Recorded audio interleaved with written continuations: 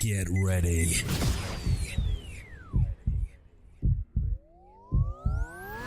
Lave Radio.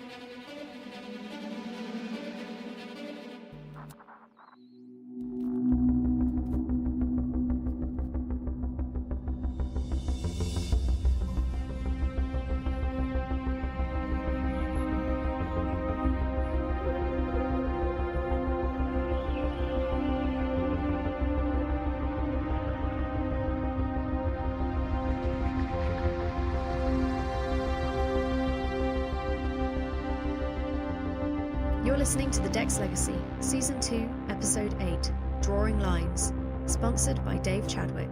Starring David S. Deere, Kamara Elliott, Kelsey Griffin, Charlie Richards, Chris Gregory, Warren Graham, Annika Cordes, Louis Watson, Danielle Ellett, Reginald West, Ray Whitty, Raki Sharma, George Stagnall, and John Baverton, with music by Dr. Alan Stroud.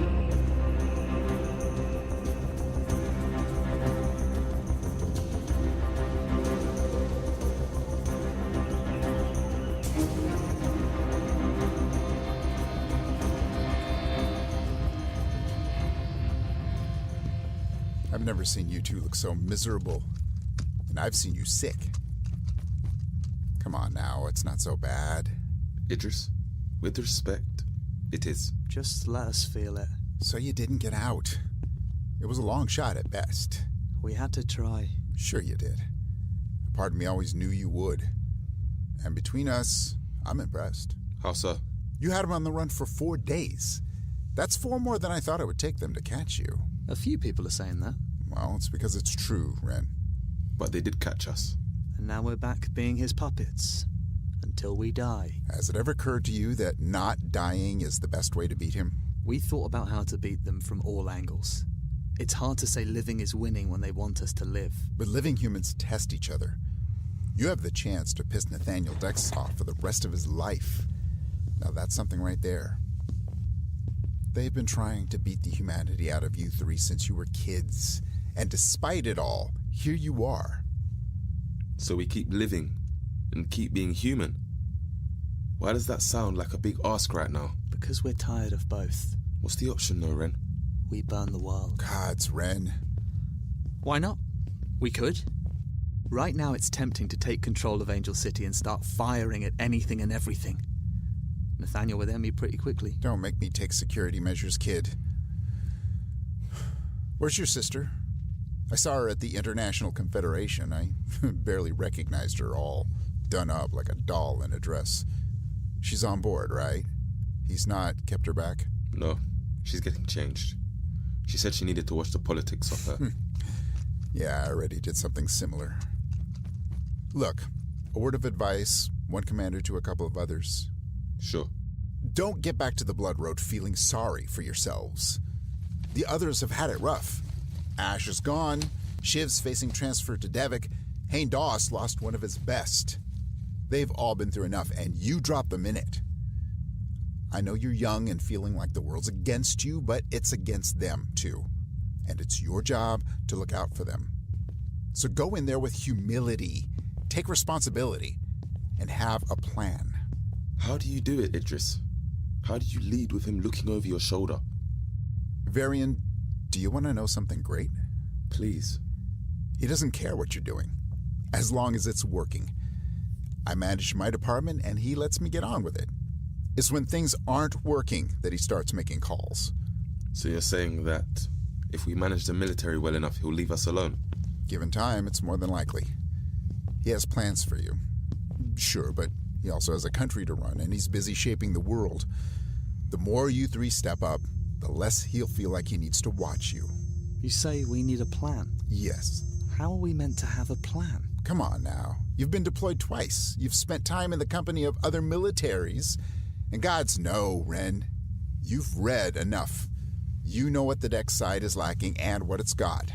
I have some ideas about the changes we can make. Right. And that's a start. Well, I'll leave it to you. I have a fleet to lead. And you have a military to command.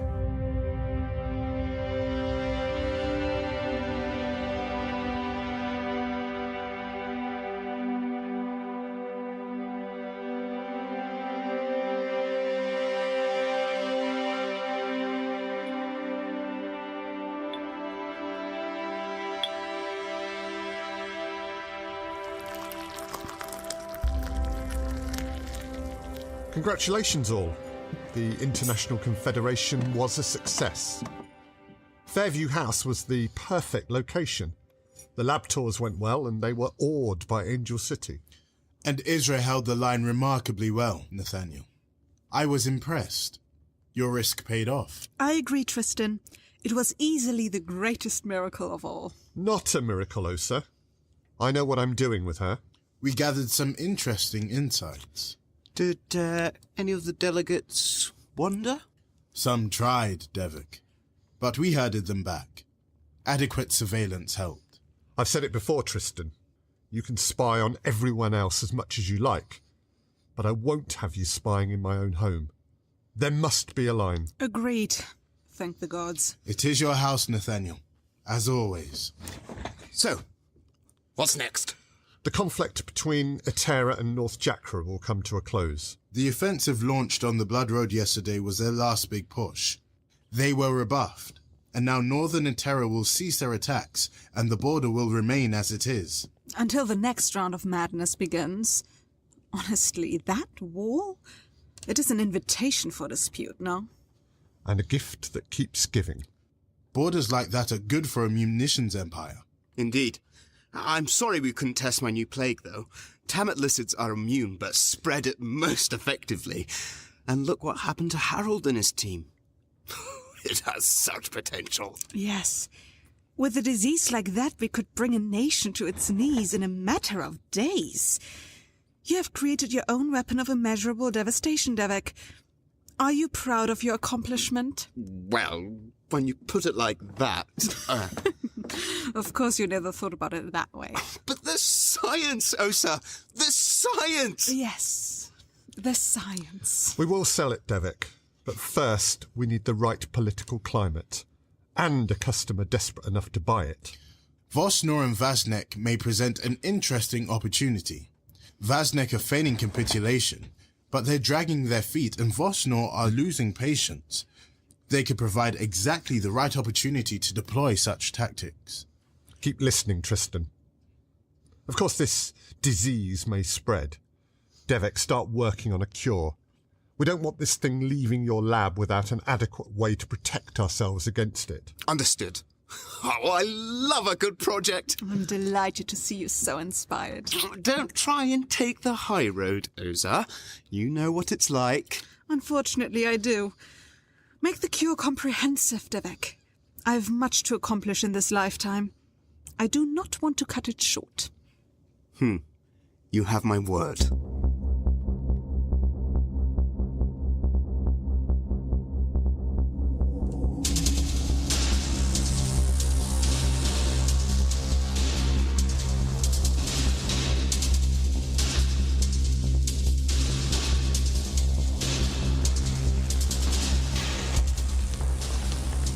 So, you're back then? Yes, we are. Thank you, Faris. You tried. You almost succeeded. Yeah, we did. It's behind us, Haindos. We're here, and we're not leaving you again. We never wanted to leave you. I want to make that clear. Sure you did. You wanted to leave everything about this place far behind. But not you. I mean, not you in general. Of course. You'd never miss me specifically. You know, in time, Faris, I think I might have. Whatever. I'm so happy you're back, Ezra. It's been rubbish here without you. The North Jackrans split us up, and I was put under this total idiot who kept wanting me to call her Sir, like that was ever gonna happen. I said, if I don't call Ezra Dex Sir, I'm not calling you Sir. Then I left and did my own thing, and she didn't like that one bit. Yes, we've had a full report. The situation was a mess. And we lost Ash. Lady Shiv can tell you all about that. She was there. I'll talk to her. Thank you, Haindos. You are welcome, White Princeling. We're told that following the International Confederation, they'll reach a diplomatic solution today. So, Varian, we are going home? No, we're going straight to the border between North and South Jakra to oversee installation of their defense network. Well, that sounds like fun. It won't be Faris, but it will provide an opportunity. Whilst we've been here, which you haven't, we've been able to observe how an established military works. And we've been making notes. No offense, Varian, but it was the established military that put an end to Ash. They can keep it. If we're going to work with international militaries in the future, we need more structure in our ranks. We need a clear chain of command. We're not talking about a full overhaul of how we do things, just clearer delineation. More established militaries keep their leaders at a distance while the rest fight. That's never going to be our style. We will always lead from the front. We will always have your backs out in the field. But we need to know that in the heat of battle, orders will be followed when we give them. This also affords an opportunity for you to manage your own ranks. You've had loose command over your units up until now. But from now on, your command over those units will be absolute. I do like that. Thought you might, Haindos. What has been unclear up until now, who took leadership of our units while we were away? I took yours, Varian. Ferris took Ren's, and Shiv was meant to keep an eye on Little Warrior. But you know what she is like. Hey! Pax, you led my unit while I was gone, without support. Oh, yes, I did do that. How many losses? None. Okay, this is ridiculous. What is? That's really good. Exactly. Pax, I'm promoting you. From now on, you'll be the same rank as Faris, Haindos, Shiv, Adra, and Ed. Oh, wow, Isra, thanks! You can't do that. Yes, she can. Is this a good idea? She's crazy. She's the right kind of crazy. She's brilliant. Pax, from now on, you'll have command of your own soldiers. I've already been letting you train the ones who best suit your fighting style. Those will be the start of your own unit. Congratulations, Little Warrior. It will be an honor to lead alongside you. You can't do this. She's a child. I'm the oldest here at 16. We're all kids, Faris. Isra, you sure about this? Yes. Pax, you've been leading for ages now anyway. My time will be better spent focusing on those who really need me. You'll have the freedom to train and command in your own way. I trust you to do this. Isra, I don't know what to say. Well, that's a first. I won't let you down. You never have. That's why I'm doing this. On another note, we've decided it's time to draw some lines of our own. Things we will do and things we won't. We'll need your thoughts on this, but for starters, we won't kill children. At all. Not if we know they're there. We won't target civilians. That could be tricky, Ren. If it comes to it, Faris, you contact us and we'll make the call. But we don't want that resting on your shoulders. When we were in Dominar, there were kids in the tunnel settlements. We didn't set out to kill them, but they did get in the way. And we knew they were there. Never again. I did not know that. I agree. Children should stay innocent if they can. From now on, we will treat enemy wounded as we treat our own. That's crazy. You call me crazy, but that's crazy. Why? We're an army for hire. Our enemy today could be our ally tomorrow. We respect the other side, whoever they are. Okay, that makes sense. Would they do the same for us, Ren? Probably not. But Nathaniel Dex lives with the attitude that some lives are worth more than others. And I'm not him. Are you? No. I didn't think so. We treat all wounded. We should return enemy dead. Why's that? In other places, bodies are returned to their families. In other places, there are people who mourn the dead. And I think they call it laying them to rest. That's weird. It is for us, Little Warrior. but it is normal outside of Dex Island. It is important to them. We should return enemy dead where possible. Agreed. Thanks, Haindos. Any more ideas? Come to us if you have any. In the meantime, let's get ready to break camp. Haindos, out of interest, Major Thrish? Still alive, White Princely. Still alive. Why is it the wrong people always die? It is a rule of life that we all must accept.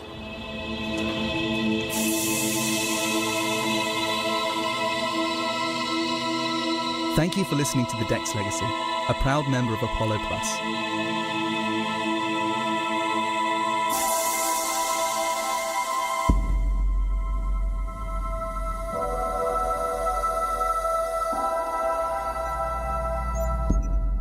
Devek, it is not like you to lurk outside my door. What is it? I'm hardly lurking. You've been out there for a whole 2 minutes now. Yes. Running through a sudden thought about my cure for this plague. Does it have a name? The plague? No. The original was called the Black Death. Oh, lovely. I know. So the Black Dex, then? Ha! I hardly think we should be signing our work once it's out in the world. You're right. Let's maintain the illusion of distance at least. I was thinking of naming it after Harold. The Black Harold? Oh, see, that doesn't work. Oh, no, not at all. Dr. Harold Athalosha, a very North Jacran name. Yes, I believe that's where he was from. Would you want this, Devek? To be remembered for the sickness that killed him? Why not? He'll certainly be remembered. True. Athalosha's disease, then. For use internally, of course. Of course. What are you up to, Osa? I'm starting work on a new auto. Oh. Has Nathaniel given you permission for that? Actually, he asked for it. Just for a basic assistant. Something he can ask questions and get responses from. I think he liked referring to her knowledge base when he was working. I see. It is rudimentary, but so it must be. She's gone, then? Yes, she's gone. Thoroughly gone. Honestly, it is a relief. Once I broke the encryption, Tristan was all over it. It was all I could do to protect our data. Ours? Yours, mine, Nathaniel's and the children's. Well done. Although he can't have been pleased about it. Oh, he was not. But I do enjoy annoying him. Like poking a stick into darkness. Quite. There's a limit, but you can't see it. And if you hit it, it will swallow you. You take chances, Osa. Although, I suppose as someone who builds missiles, you're used to that. You know, that is exactly the problem. I used to feel the risk and the excitement, but I'm too experienced now. I know the missiles will work, and there are no chances anymore. So, poking Tristan fills that void? I suppose so. Otto. She was magnificent. You were mourning your child. I have children, and I'm very upset with Ren. That is all the mourning I'm doing for now. Can nothing intelligent be included in the new design? No. Unless I could include a very basic learning algorithm. Something that provides the illusion of intelligence. I could set very hard limits. And the voice? Oh, the same voice. She had a very comforting tone, no? Maybe we can pitch it a little lower. I used to talk to her about all sorts of things. I know. Right. Yes, of course. Perhaps I should delete all conversational records this time around, Yes. Perhaps. Yes. Probably for the best. I'll do that. Right. Excellent. All right. I'll be off now. Goodbye, Devek.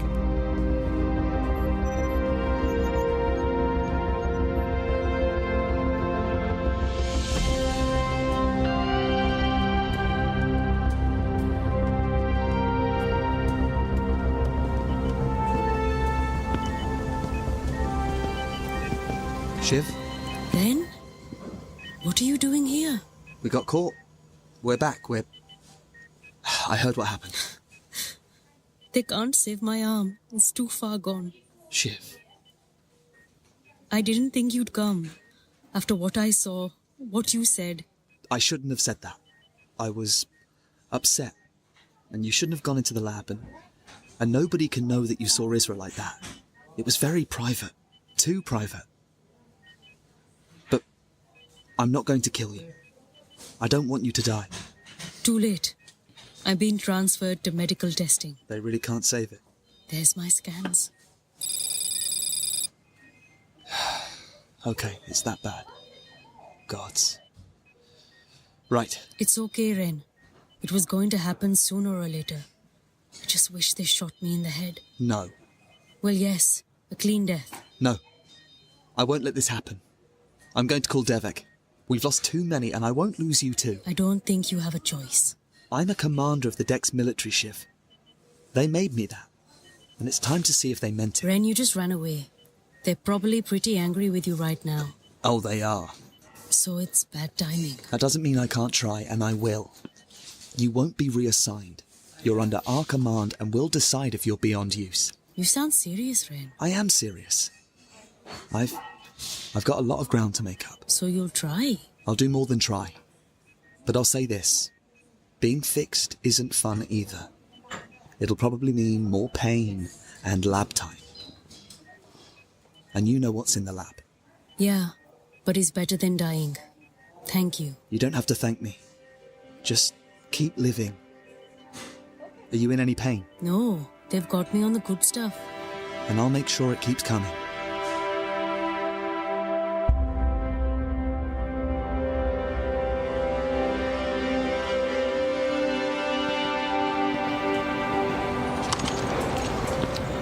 Hey, Ferris. Varian. Need a hand there? I'm good. I've packed ammo before. And you haven't blown anything up yet. Quite. What's up? How are you doing, Ferris? After Ash? How are any of us after a loss? We keep going, right? Sure. And you? I'll miss him. He was... Yeah. I'll miss him. What did they do to you back on the island? It doesn't matter what they did to us. We move on. Varian, you can talk to me about it. You know that, right? Thanks. But it won't change anything. We weren't here, but we are now. And I need to talk to you about Isra. Oh, gods, anything but her. Please. Isra isn't easy, and I know you've got your issues, but they're irrelevant. We have bigger things to worry about. Put it aside. When she gives an order, I don't want to see any hesitation. Are you serious? Yes. It won't be a problem as long as she's not asking me to do something stupid. No, that won't fly. If she gives you a command, you follow it. No question. Yes, sir. I'm serious. If you question her, others will too. And me, and Ren. No one questions you. They don't tend to. No. Why is that? Well, you're in charge, and I know you only went with them to make sure they were okay. Whoa. That's an assumption. So, you want it to leave as well? Yes. Oh, right. That changes things. Does it? Sure. If you want it to leave. We never wanted to leave you lot. We wanted to leave Nathaniel, and Tristan, and Devok, and... And Ashen died. Yes. You should have seen Shiv. She's crazy when she's out there. She's so nice the rest of the time, but when she's out there, it's like flicking a switch. I call it Shiv and Vish. What? Between you and me, I have a name for Shiv in battle mode. Vish. Okay. Never gonna get that out of my head. I care about Isra and Ren. They're my family. You lot are too, but they're... I know. But just because I care about them doesn't mean I'd go along with their stuff if I didn't think it would work. I went because I had hope. Simple as that. And you don't have hope now? No. Okay, I get it. And don't worry. I won't backtalk Isra. Or you. Good. As much as I might want to. Anything else I can do for you? Yeah, actually. What? Never. Call me sir again. Sure thing. All right. Let's get this lot in the air. A new border awaits.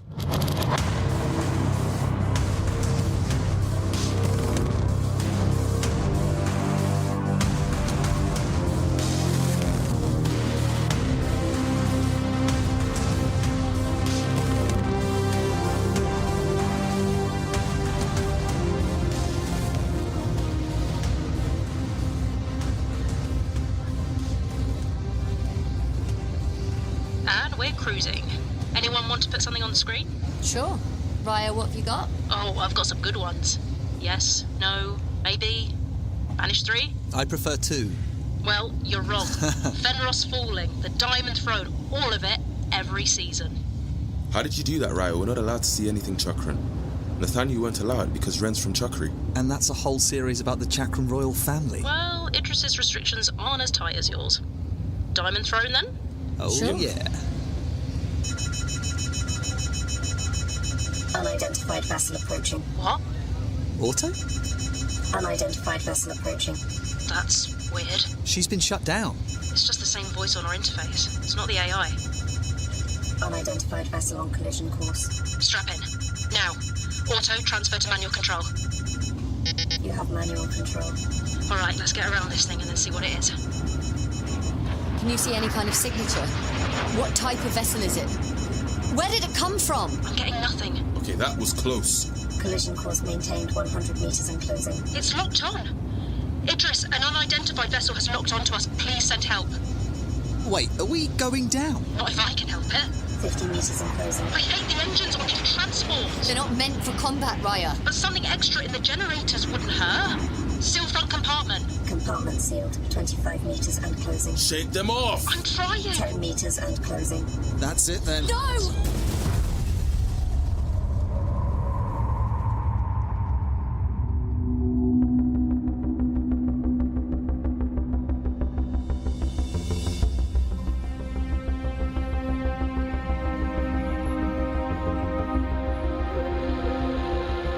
Mission control. Dex transport is down. I repeat, transport is down. Affirmative, Skew 1. Can you confirm their position relative to the border? Mission. They dodged into our airspace while attempting to evade and fell on our side of the border. That's great news for us. Sending in recovery team now.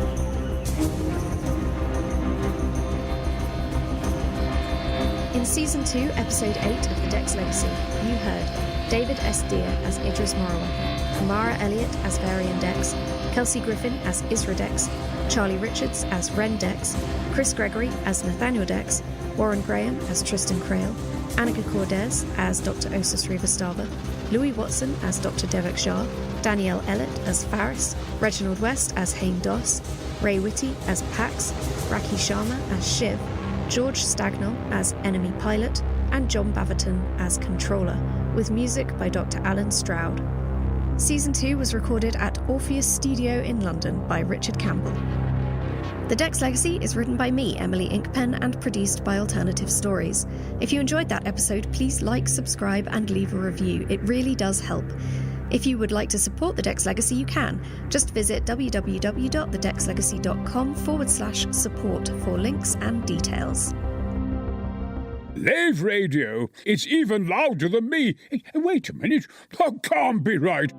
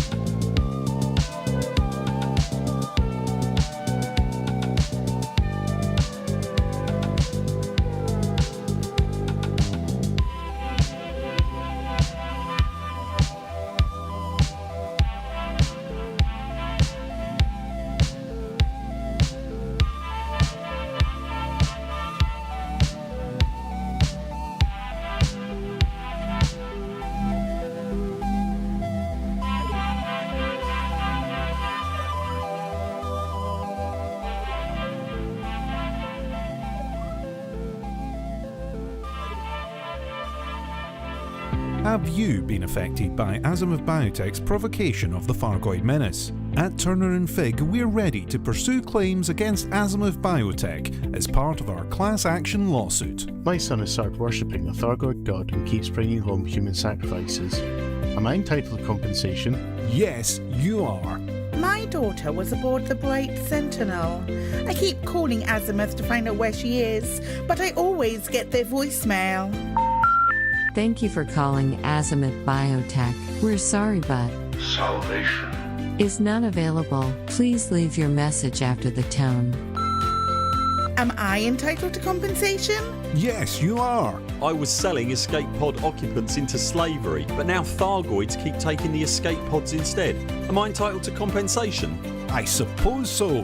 Thousands, maybe millions of people are due compensation from Azimuth Biotech. Contact us today. Turner & Fig, cleaning out Azimuth Biotech for a huge portion of your compensation. Dreams. Humanity's dreams. The hope to live among the stars. From early times, we've gazed up to the heavens and wondered if one day we could travel there. Maybe even live there. The Brewer Corporation has made this dream a reality, constructing intricate cathedrals of metal, circling numerous planets across thousands of systems in our human bubble. Why stay rooted in a gravity well when you can be free in orbit, free to dream, free to live, and one day to become a commander and be free to blaze your own trail.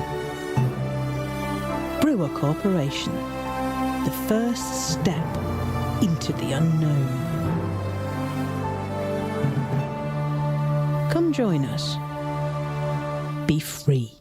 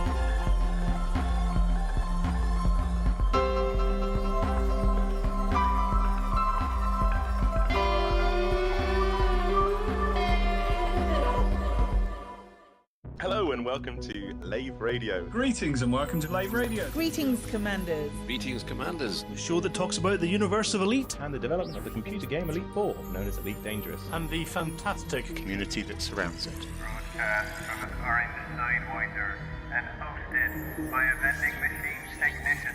A place of nonsense and innuendo for forum dads. A self-contained podcast 2 hours long. Transmitting to every corner of the galaxy. It's even louder than me. The hottest show this side of Dizzo. The name of the place: Lave Radio. Lave Radio. Lave Radio. Lave Radio.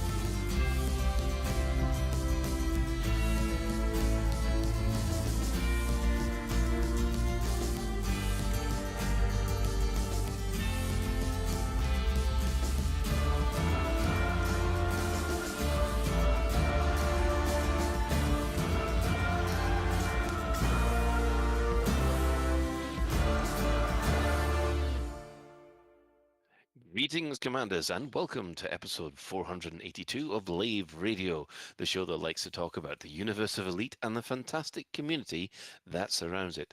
I'm your host, Commander Phoenix to Fire, Chief Archivist of Lave Station, otherwise known as Colin Ford, and joining me in the Orange Sidewinder bar for this episode, we have our SRV Banksy Commander, Alec Turner. Good evening, everyone. We also have our Staff Liaison Officer, Commander Psykit, otherwise known as Claire. All right. Unfortunately, our head of health and safety is still eating lots of Easter eggs with his children, so he can't be with us. But we do have roped in, as per usual, the Chris Mark for the tech gibbon himself, who's also doing tech, I do believe, as well. Greetings! Hey, wait. That was far too enthusiastic. You're going to have to tone that down a little bit, Chris, all right? Hi. Thank you. So if you wish, you can join us live. We're hanging out in-game, in open. Chris is hanging around the bar at Lave Station. But if you can't get to us in-game, you can also join the Twitch chat channel, which you can access through laveradio.com/live, and click on the live chat. The live chit, I almost said then. Off to a good start. Or go straight to twitch.tv/laveradio, where you'll find us there. So, it's been a little while since I've been about, so let's start with Alec. How have you been, sir? I've been incredibly hungover, and my memory of the weekend is pretty damn hazy. But I went to Oklahoma for ScrewCon 2024, which was a fantastic event. Got to see the Burrs there, and got to see Arthur and some of the Frontier guys there, meet the Loose Screws guys. Excellent weekend. I just wish I could remember half of it. I clearly drank way more than I remember. Might come onto that in Community Corner a little bit more. And then in-game, it's been 2 weeks. I did a bunch of tower climbing and SRV and on-foot parkour for the Elite Races. And did all right in that. That was a good laugh. I had a go at Red Matter 2, so I've been meaning to play the Red Matter games for ages. These are VR games. And I ended up skipping Red Matter 1 because everyone said the graphics in 2 were better, and I didn't have that much time to play both of them, so I just leapt straight into Red Matter 2. It's great. It's got some really good puzzle solving, some very nice kind of puzzles. So yeah, I don't know. I was going to say I'm halfway through. I have nothing to base that on whatsoever. I am some way through the game, and it seems really good. And then I did all sorts of random things after that because don't know. It's one of those times when I found myself at a bit of a loose end in Elite. So I decided I would go and help out the Oya war effort and did some spire poisoning. Oh, nice. Yeah, because I noticed there were still 2 active spires, and there were no orders to go and do this, but I just did it on my own back. I thought, well, surely somebody ought to be poisoning these spires. That mission's seriously hard, actually, isn't it? I mean, well, it is the way I do it in the SRV. Yeah. Yeah, but it was good. It's a good mission, so I did a few runs of that. Then I jumped into Elite Dangerous and did their latest adventure, which is the FNS Damocles hijacking, which is really good. It's got some really good puzzle solving that had me stumped for a while. And it gets you to go out and see the Damocles and kind of ties up some stuff there in a really fun way. And then the last couple of days, I've been doing scout tissue sampling. We'll come on to this in Community Corner as well, but Meccan and Co have put out a sort of call for scout tissue samples to be delivered to fleet carriers for $500,000 per sample. So there's a whole bunch of fleet carriers, and they've each got a 6 billion credit bankroll. And they're buying scout tissue samples that they're going to deploy to great effect. I'll touch on this now, actually. So, as is my wont, I didn't fully read it properly. I got bored reading the instructions.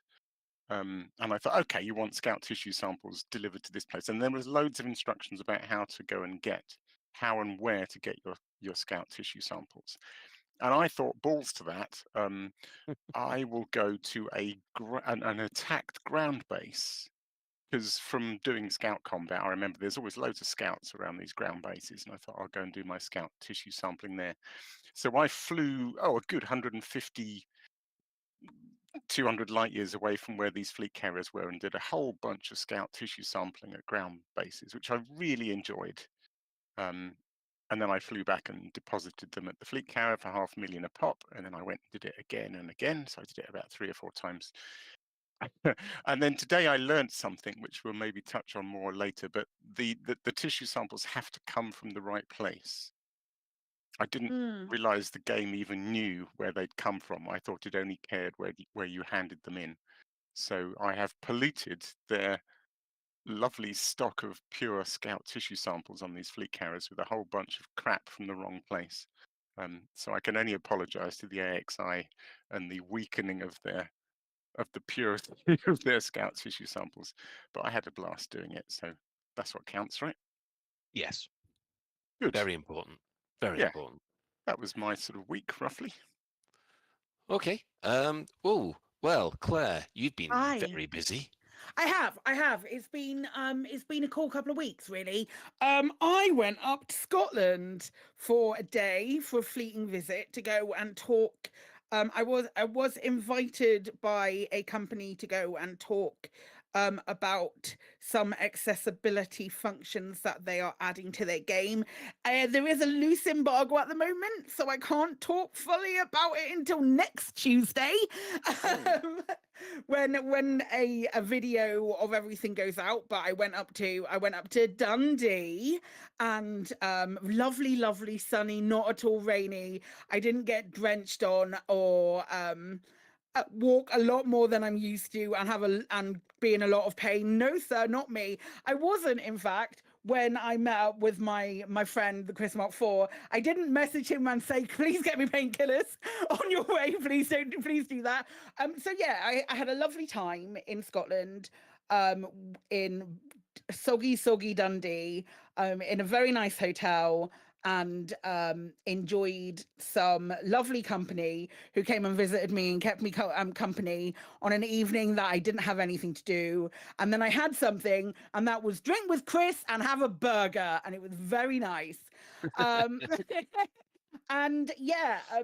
that kind of destroyed me for about a week, which was nice. I feel like I'm still in recovery, when you've used all of your energy trying to be a human being for one thing, and then you get back and you're still a little bit broken. That's about it. I've done a lot of Thargoidy type stuff in Elite. I just look and see what's required, and where the orders come from like the post-disaster evacuation service Discord and from the AXI Discord, and I'm like, okay, there's a group of people doing something over there, I'll go and do something over there. And that's kind of kept me occupied. I really need to go back and do some more Elite Dangerous adventures at some point, because they've added a couple and I've still got a few to do from before as well. So that might be something we do, but I'm just a little bit occupied with Thargoidy stuff at the moment. Aside from that, I've watched a couple of movies that I definitely don't want to recommend, and then a TV show that I absolutely do want to recommend. So I watched. I finally got around to watching the Marvels and Quantumania, both of which are mediocre to bad. That's my stunning review. Quantumania is an excellent tech demo of what is available and what they can do with visual graphics when they will throw every bit of money that they have on it, masquerading as a barely passable movie. And the other one, the Marvels, is terrible writing. With actors trying to do their very best with some of the most goddamn awful writing. I don't know who wrote it, but it just didn't feel like they knew like how to write a character. It was a little bit like Sam Raimi going in and doing and writing a Multiverse of Madness without even having watched WandaVision and totally missing the mark with Wanda. Anyway, that's my rant. Excellent shows.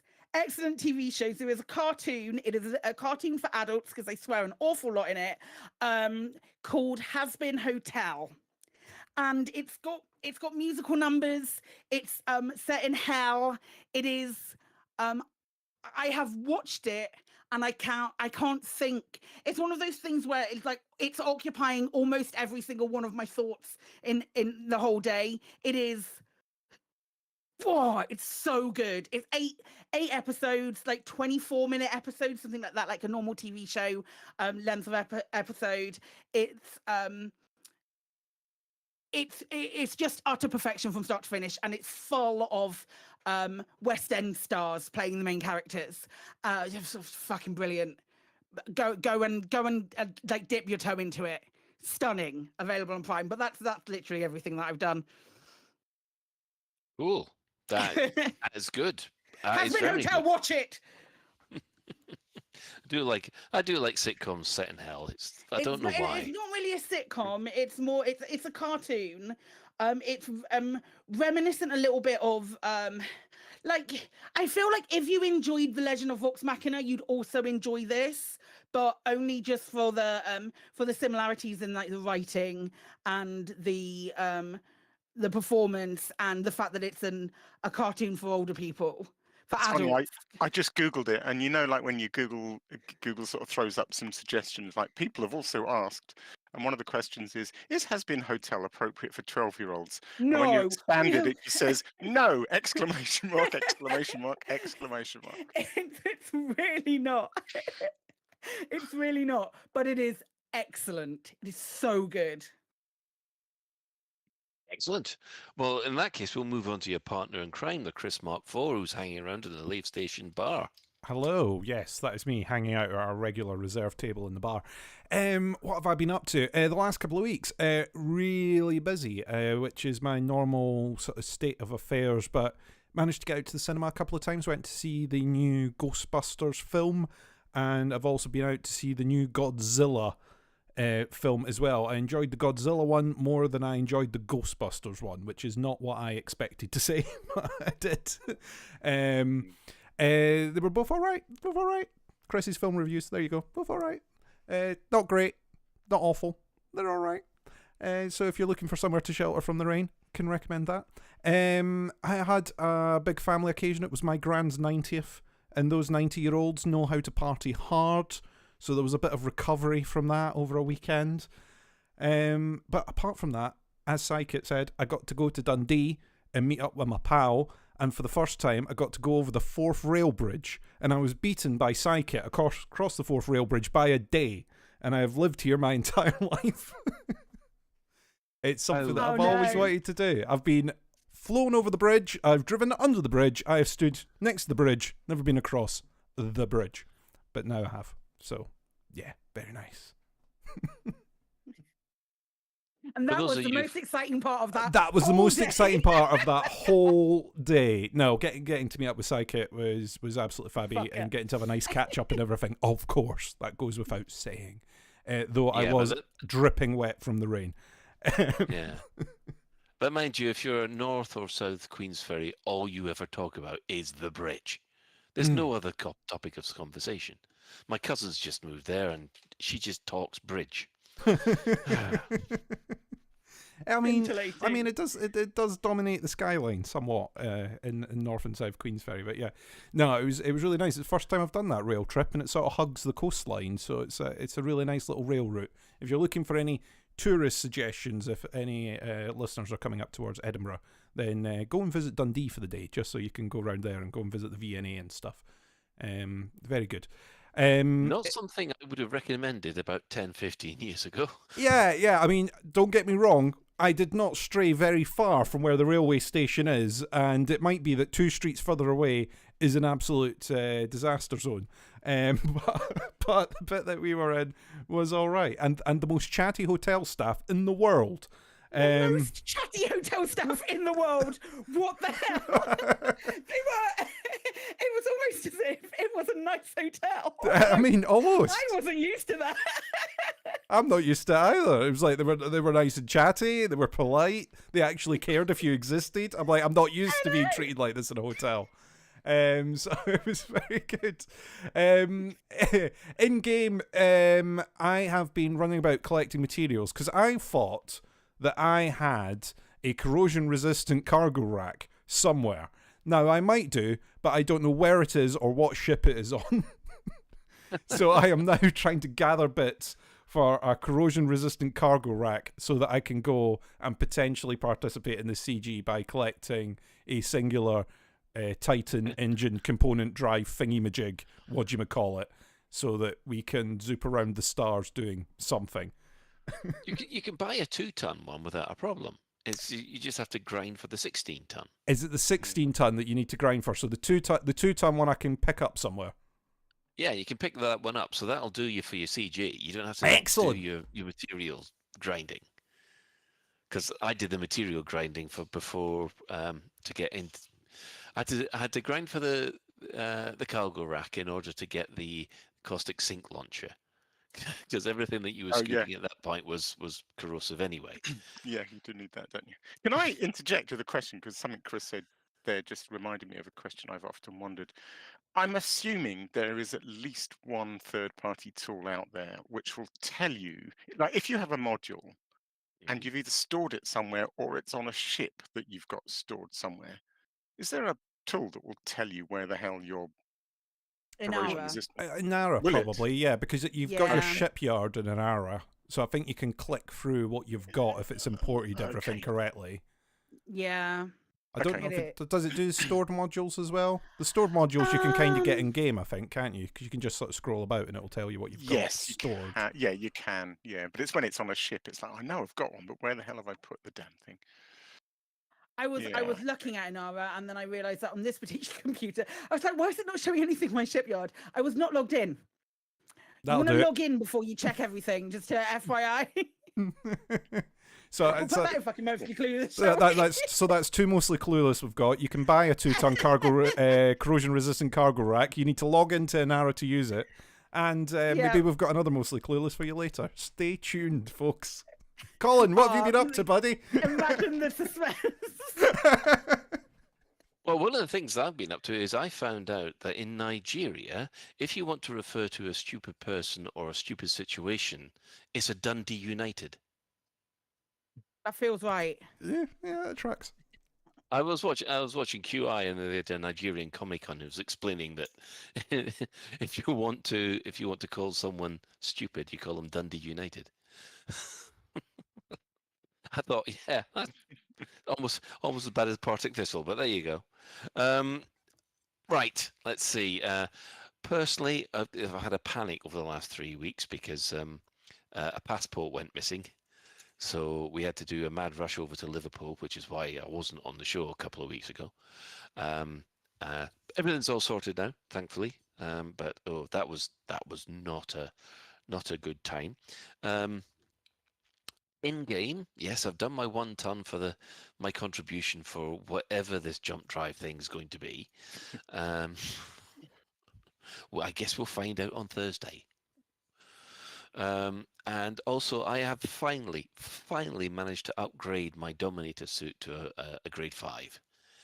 It has taken me about 3-4 months to do, and I'm quite sure that everybody who's been following me on the Twitch streams has on a Sunday morning is sick and tired of me doing it. But yes, although to tell you the truth, I should have really updated my engineering suit first, because that's the one I seem to use the most. It is when you're material gathering, isn't it? Because you're trying to sort of cut everything open, and then if you've got better storage capacity on that and a better battery for chopping everything up and opening doors and things, then you get away with it a little bit better. What were you finding was the longest thing to get? Because the bit that always annoys me is sort of getting the manufacturing instructions and the suit schematics. Manufacturing instructions. Yep, that's it. That's exactly it. And yeah, God. At least everything else you can trade, but the manufacturing instructions, no, you've got to find them. And now I'm looking at all the rest what the engineers want, and I'm just going, oh God, no. I mean, I know that you can. There's kind of a little bit of a way of cheesing it, but I don't like that as a mechanic. You know, I was like, I want to get things through. Well, there's certain missions that you can take where you can go and collect data from a crashed. It's like a crashed satellite, and if you go there, you can keep going back to the same site again and again and again and again without collecting the mission component. So as soon as you take the piece that you're supposed to for your mission, it will de-res and it won't be there when you log back in. But if you don't collect your mission part, you can keep going again and again and again and again. And if you get one that is spawning manufacturing instructions as part of its thing, then every time you load in, you're likely to get manufacturing instructions or suit schematics or weapon schematics, which are the things that you need loads and loads and loads. But it's, it's not quite the way it should be done. I should recommend, just pretend I didn't say anything, everyone. Shh, don't tell Frontier. Night vision. No. Which they still haven't fixed. Incidentally, I said I was doing the Scouts issue sampling. So it's been a very long time since I took my chieftain into a combat situation, because I just thought I'd use my Maelstrom chieftain because it's got the corrosion resistant rack on it. I see what people mean. That bloody thing's windscreen sure does go out quick, doesn't it? So quickly. It's made of paper. It's made of fake paper. And you know what? I got to see the night vision thing, and it's kind of handy, isn't it? It really is, Alec. It absolutely is. You're quite right. Yes. That is quite amusing, isn't it? Another things that I've done is I have now souped up the sidewinder, the orange sidewinder, so that it now moves like feces off a stick. And the problem is that any other ship I now go to, it feels like I'm flying in mud. It really does. I would recommend upgrading the Sidewinder to its absolute limit just for the laugh. But I've got one. I've got a combat Sidewinder that's really it's got rail guns on it and it's real nippy. It's a real nice. When you get it all souped up and stuff, it's a real nice ship to fly. Yeah, especially when you engineer the enhanced thrusters that you can put on it. It's whoa. It sounds great as well, doesn't it, Sidewinder? Whenever I sort of watch videos that have featured Sidewinders, I always get this burst of nostalgia and think, I should fly that ship again. It sounds great. Yeah, I mean, at the moment, I'm in progress of upgrading the Eagle, my Eagle at the moment, to be one of the same things, and putting railguns on each of the hard points for that, just for a laugh. That's too nippy for me. And one breath on the joystick, and I'm doing sickly spins. So I don't think that's. Maybe it's my age. Right. Well, we'll move on from I love the fact that you didn't let me comment on that, Colin, and you jumped straight onto the next bit. Yes, you see, I'm learning. Yeah, it was very well done. I'm proud of you. I'm learning. Right. Okay. Development news. What have the devs said this week? Well, we had the Frontier Unlocked, which had, how shall we put this? A slide paddle into Powerplay 2.0. I don't know what you're talking about. It had a full deep dive. That was what was advertised, and that's what we received. Tom Daly, it was not. Dipped a toe into Powerplay 2. Yes. So obviously Mr. Brewer was ill, and I'm afraid Luke. You could tell that Luke had kind of been drafted in at the last moment, and he was trying his best. But I think even Alf was at the end going, "Yes, I know we can't."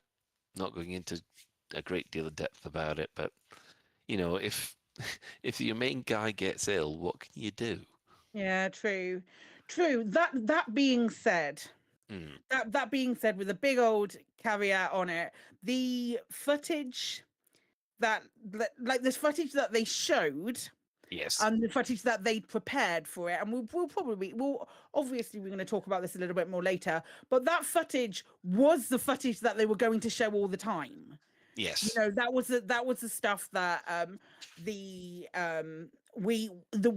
as Elite Dangerous Partners, which is a lovely thing, and we're super grateful for. We got that footage at that time, and we knew what was coming.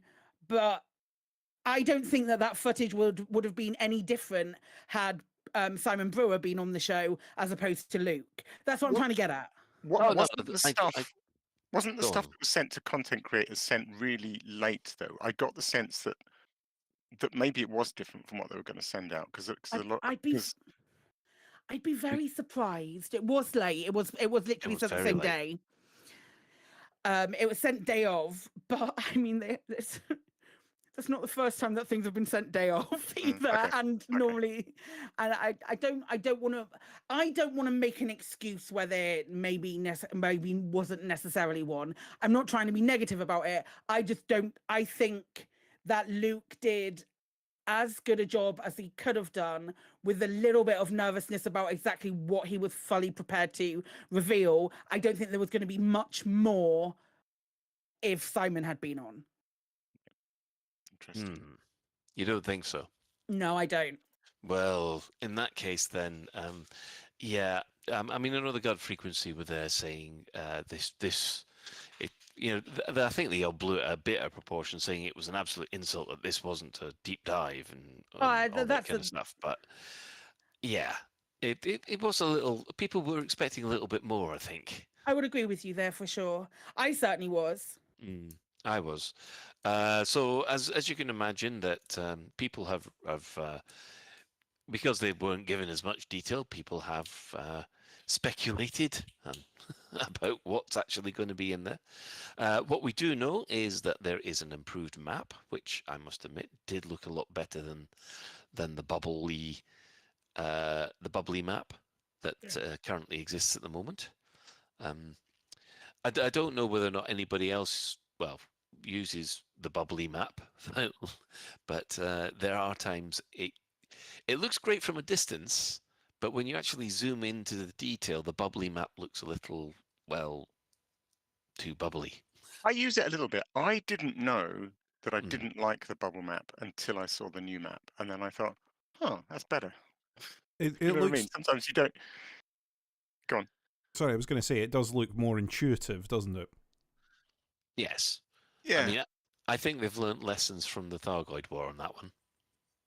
So the only time I use it is when I have someone hop in and it's like, so if that's like when you're explaining the game to people and explaining, because half of the hey, what's this game like, half of the cool thing is being like, hey, let me just scroll all the way out and then scroll all the way in realistic mode, and then be like, hey, but this is the bubble which is predominantly populated space. I don't think that's as obvious to show anymore, and that's the only time that I used it. Yeah, I know I think that is the only time I've used it outside of Powerplays to show everybody where we all live. Although I suppose it's slightly disingenuous to use the Powerplay bubbles as the bubble, because they're kind of sort of different a bit, aren't they?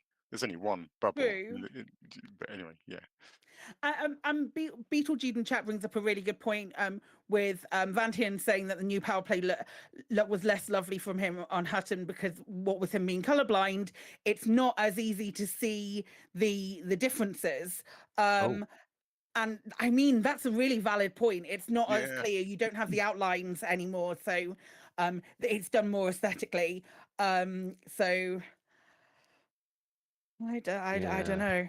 I don't know, but I've also, like, even with combat as it is now, I have a friend who literally can't do combat because they've got green red sensitivity, and there's no way to change that.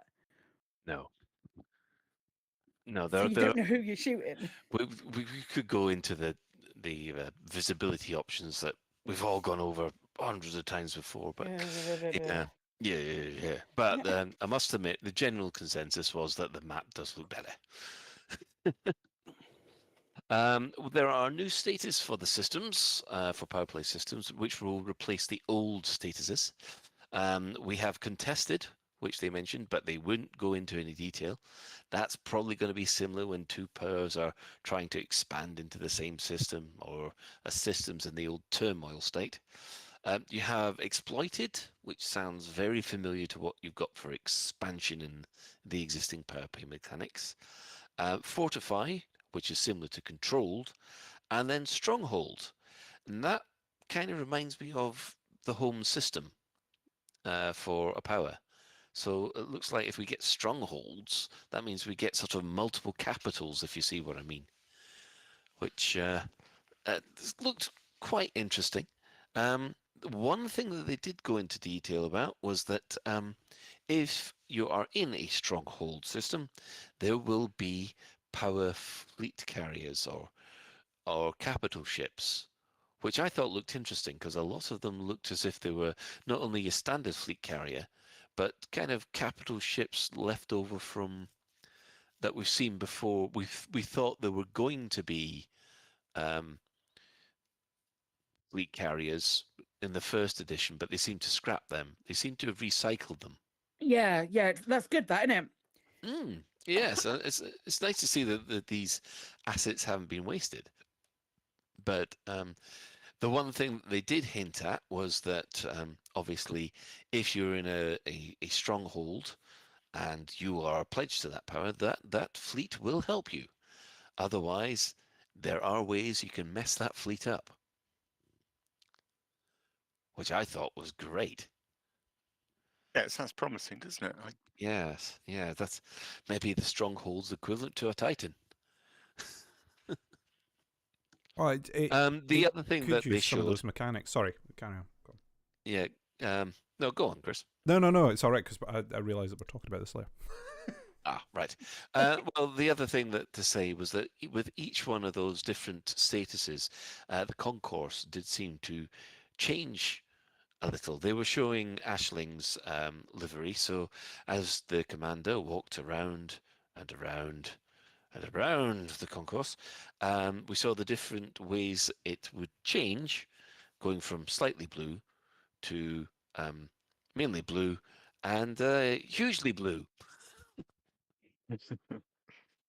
Maybe that's the sort of how close you get with a hair dye. No, we're not. She doesn't spaff her hair dye all around the system. That's not how it works.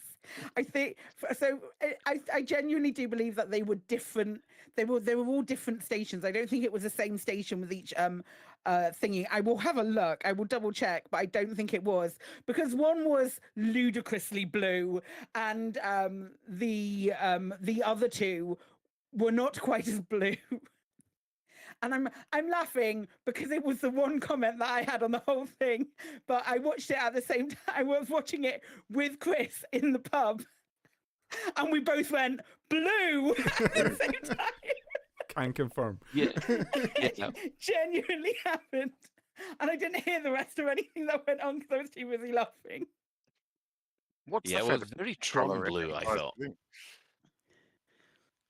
Go on, Alec. I was just saying, what's the Federation colour if Empire's blue? Red. Red. Oh, is it? Oh, okay. Yeah, That's all. you, That's you simple, can isn't tell it? that because of the station colours. Cool. Yeah, which is weird, really, because normally the Federation is always blue and an Empire is normally red. I like the way they flip that. Right. Well, I think I will hand over to Commander Alec Turner. And now, to the community coroner.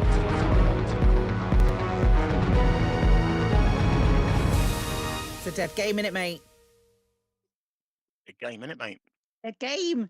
Sure is not. The first thing I didn't throw in, actually. No, Chris added this. Yeah, I haven't read it. So, Games Radar. Who's Yeah, read it?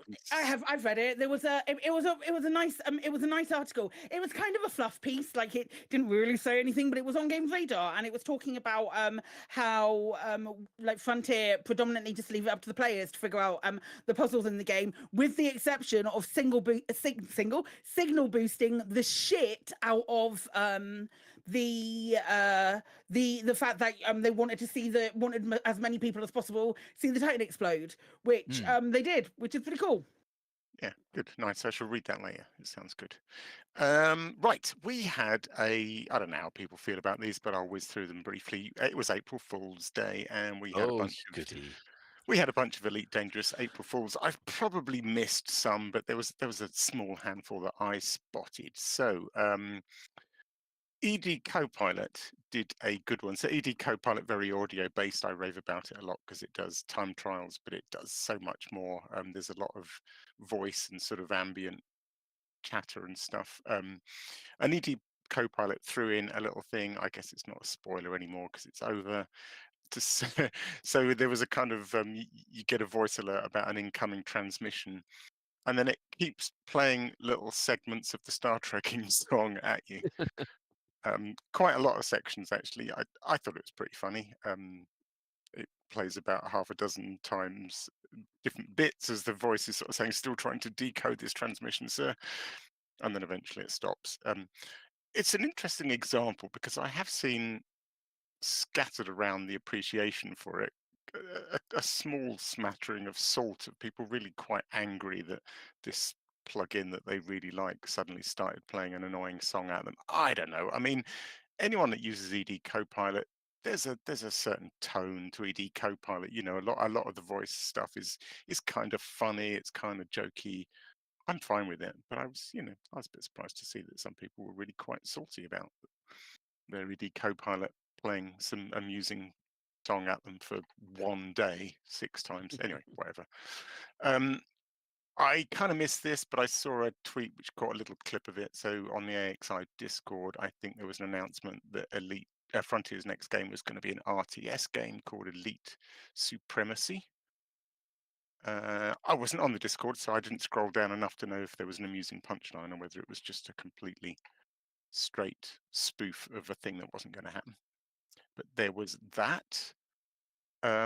Elite Dangerous, the French site, did a little tease on Twitter of a thing, discover the best feat in Elite Dangerous. And what it took you to was the site which basically had close-ups of all the landing gear feet with little comments next to them. I confess, I didn't quite get the joke. I mean, it's a fun site, but I don't know. There's a certain didn't quite get the joke. But Okay, anyway, so whatever. looking at it, it's a little bit like it looks a little bit like certain sites where you would possibly be able to go through to Google celebrities to see pictures of their feet. It's potentially reminiscent of that for those reasons and those reasons alone. Fine. Something Anyway. like the OnlyFans feet section, is it? Yeah. Yeah. If you like landing gear porn, it's good stuff. Alien. Oh, look at the landing gear come down on that. Look at that landing gear. They're good pictures. Alien on the forum did a kind of fairly obvious classic April Fool of finding Raxler. What I quite liked about it was there was a shot of it included a screenshot of the interior of a station that looked strangely unfamiliar. It did look a bit like an Elite Dangerous interior, but it wasn't. And so it was like, yeah, had a brief moment of what the hell is that? Turned out to be a screenshot of X4 Foundations, who have station interiors very similar to Elite Dangerous, apparently. I did not know that. Outside of April Fools, there was the aforementioned ScrewCon 2024, which I went to this weekend. So there's a fantastic episode of Loose Screws podcast where they do a recap of this year's ScrewCon in Oklahoma. There was some fantastic stuff there. There was Frontier turned up to show off F1 Manager 2023 Manager, which is a sim where you manage the management of creating the F1 video game. They had a retro room there, which there was no actual retro video games, but the room itself was very old. There's all sorts of good stuff. There's an hour of recap from the Loose Screws on ScrewCon 2024, so highly recommend that. Onwards, bunch of videos.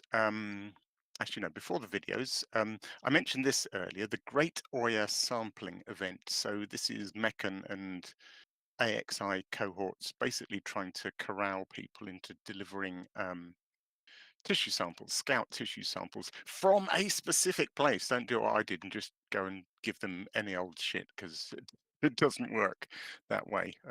You have to go to very specific places to get your tissue samples. There's lots of great instruction, which I didn't bother to read, that tells you exactly how and where to go.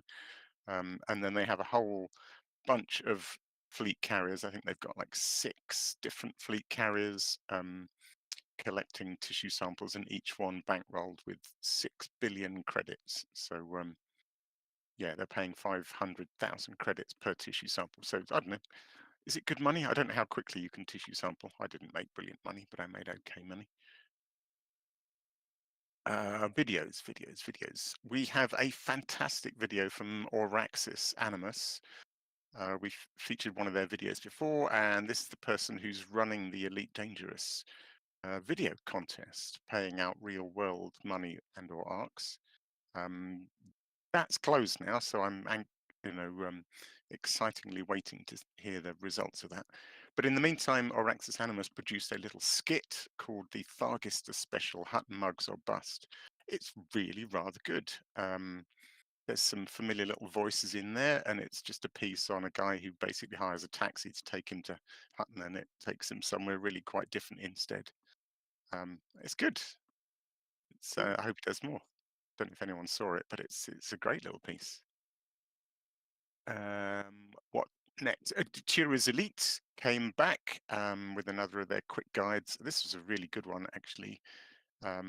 It's basically a rundown of all the hard points, excluding sort of funky AXI hard points and things, but basically going through every single hard point, cannons, multi-cannons, beam lasers, pulse lasers, the works, and just reminding you what each one does, what the differences are. It's good, actually. I think I've heard a few people, I'm not that much into my combat, but I've heard a few people who are say it was a good reminder and told them a few things they'd kind of forgotten about different weapons. So yeah, highly recommend that as well. The 100 screenshots thing that we mentioned 2 weeks ago, I guess, is still sort of rattling on.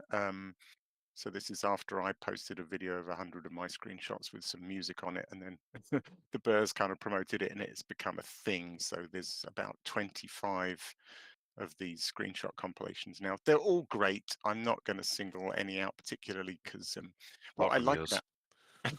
Of course, I mean, I started it, but then all the rest are copyists, but whatever. Yeah, but no, they're great because I think everyone tells quite a different little personal story. It's interesting to see what different people do. Some people do a lot of plant sampling, and some people do a lot of space stuff, and some people seem to do all sorts of random shit. And I kind of really enjoying these compilations. I forget the one thing I was going to mention then is I made a playlist because I was losing track of them. So we'll link that in the show notes. But I've got a playlist, and every time I see one of these pop up, I add it to my playlist. Right, the elite races I mentioned a couple of weeks ago. We had the previous hardcore events. They've got the next one now, which is coming up this coming Saturday. This looks like an absolute hoot, and I can't make it, which is really annoying. It's called Multisport Racing, and wait for it, they have a biathlon in which competitors will guide a guardian orb on foot around a lapped course, stopping at a set of rifle shooting positions with pre-placed targets.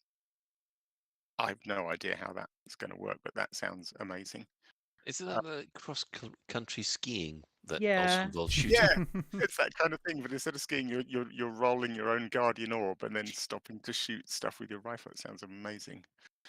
Can't wait to see the video of that. And then they have a triathlon whose course will begin with an on-foot parkour sprint, after which racers will board their parked SRVs and drive a circuit round the base. And at the end of that, they'll exit the base and drive to the plain below, recall their ship, and then return to the base for a ship segment. So a proper, on-foot SRV ship-based triathlon. So that should be an absolute hoot. Ooh. And is this last? Let me scroll down. I think I'm getting to the end. Yes, last but not least, I did want to mention this. So I've mentioned ED Copilot before, and the fact that it has this time trial feature, and this automated time trial, not just for SRVs, but there's a couple of ship time trials in there as well. It's all automated, so as long as you have ED Copilot running it, it'll direct you to the start line. It'll start a timer for you when you when you go through all the gates. It'll give you a finish time, and it does an automated leaderboard. And Razafrag, who's developed this, is just trying to get a little bit more take up.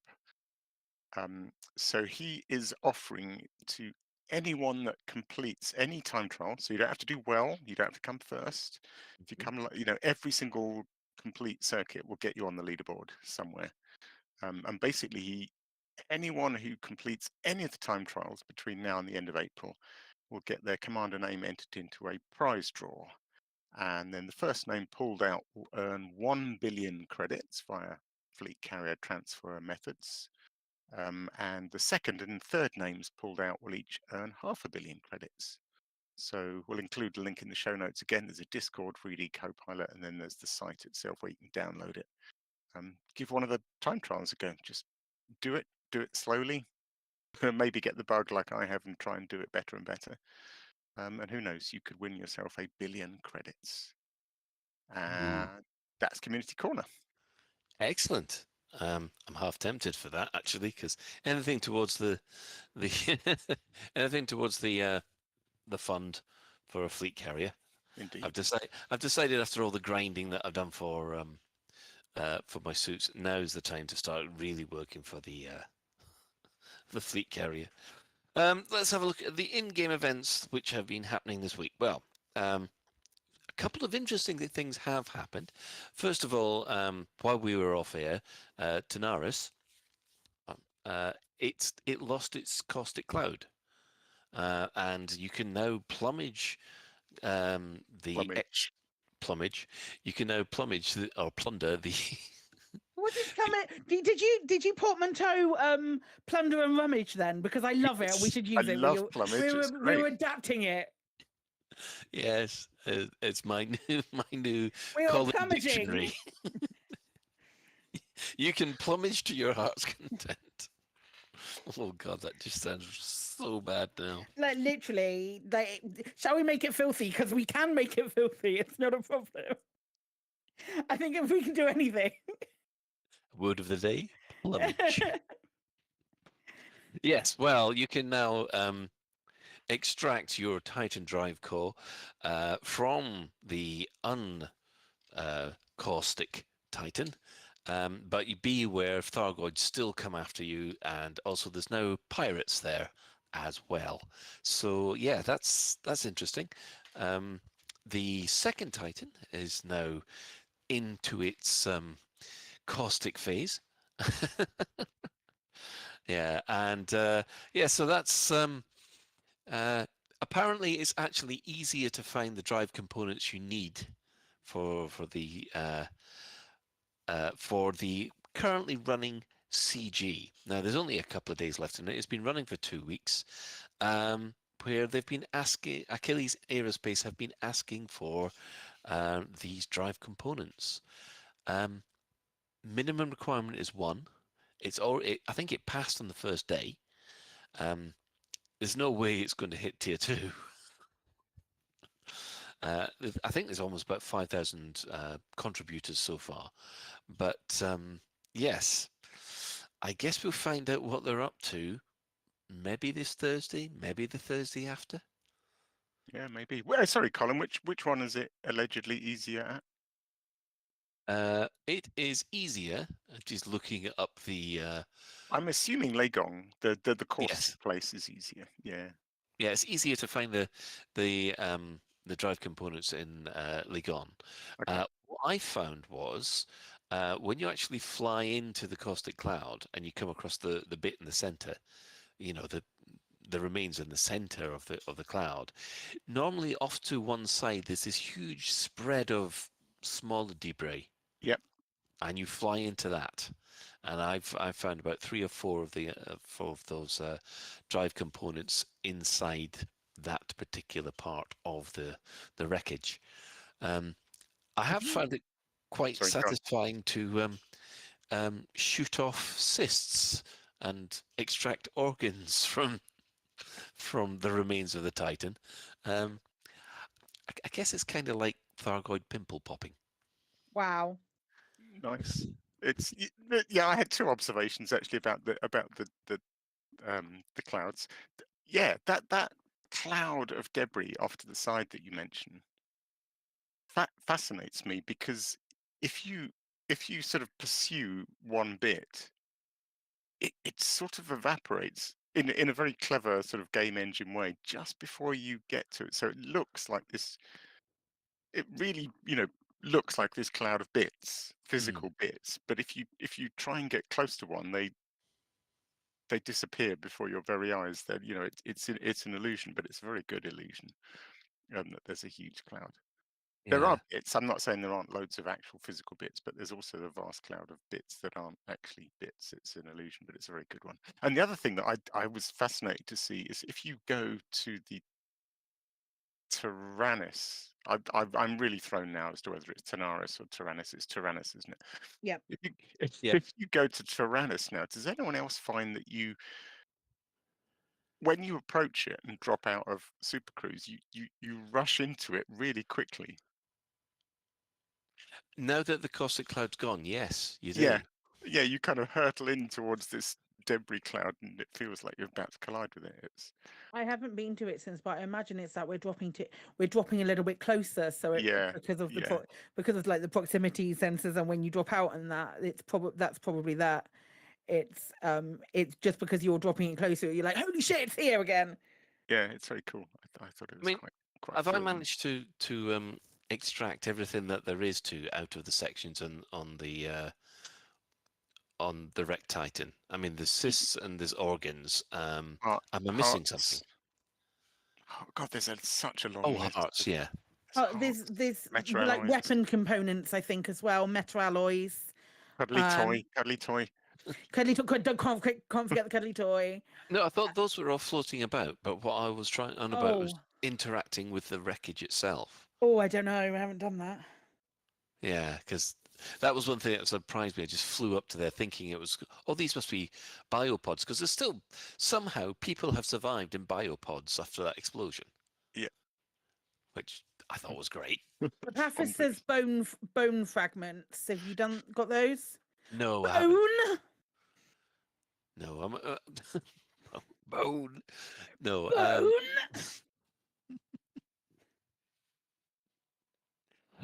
No, just cysts and organs, I'm afraid. And Alec, you've managed to extract them and display them in a concourse, haven't you? Yes, I did. Yeah, I set up. I set up. What do they call it? Turner's artisanal meats. I set up a stand in an SRV garage and then a stand at a station concourse, displaying my wares of cysts, hearts, and other organic matter. We're sadly out of stock now. I must admit, fair play to the artists, because I looked at that and went, that looked very biological. Yeah, it does. It looks great. I like the way the cysts have this sort of reeking yellow mist that is constantly coming off them. Gross. Actively gross. Yeah, so a quick update to the Thargoid War itself then.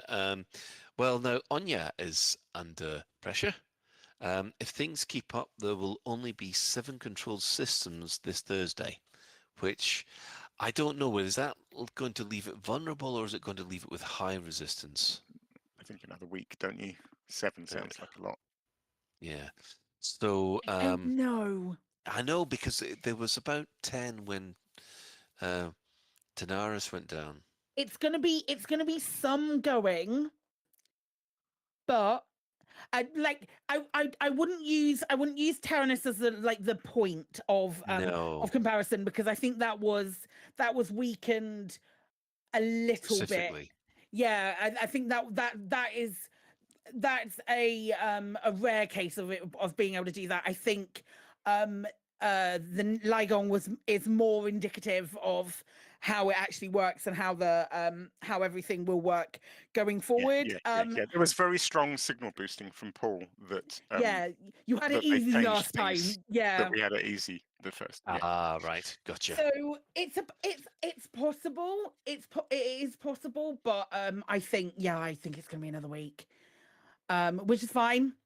But just by me, because that means I will be back in time to actually start shooting it and hopefully I mean, just to be on the safe side, maybe just dip into the Titan and do 2 million's worth of damage over the next few days, maybe on Wednesday evening at some point, just in case it does go, and then you're not kicking yourself that you haven't got the extra star. But if not,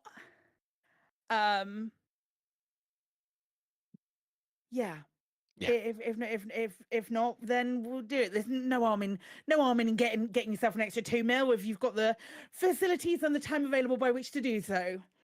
Exactamundo. Right, well, at present there are 35 alerts, which nobody's cleared.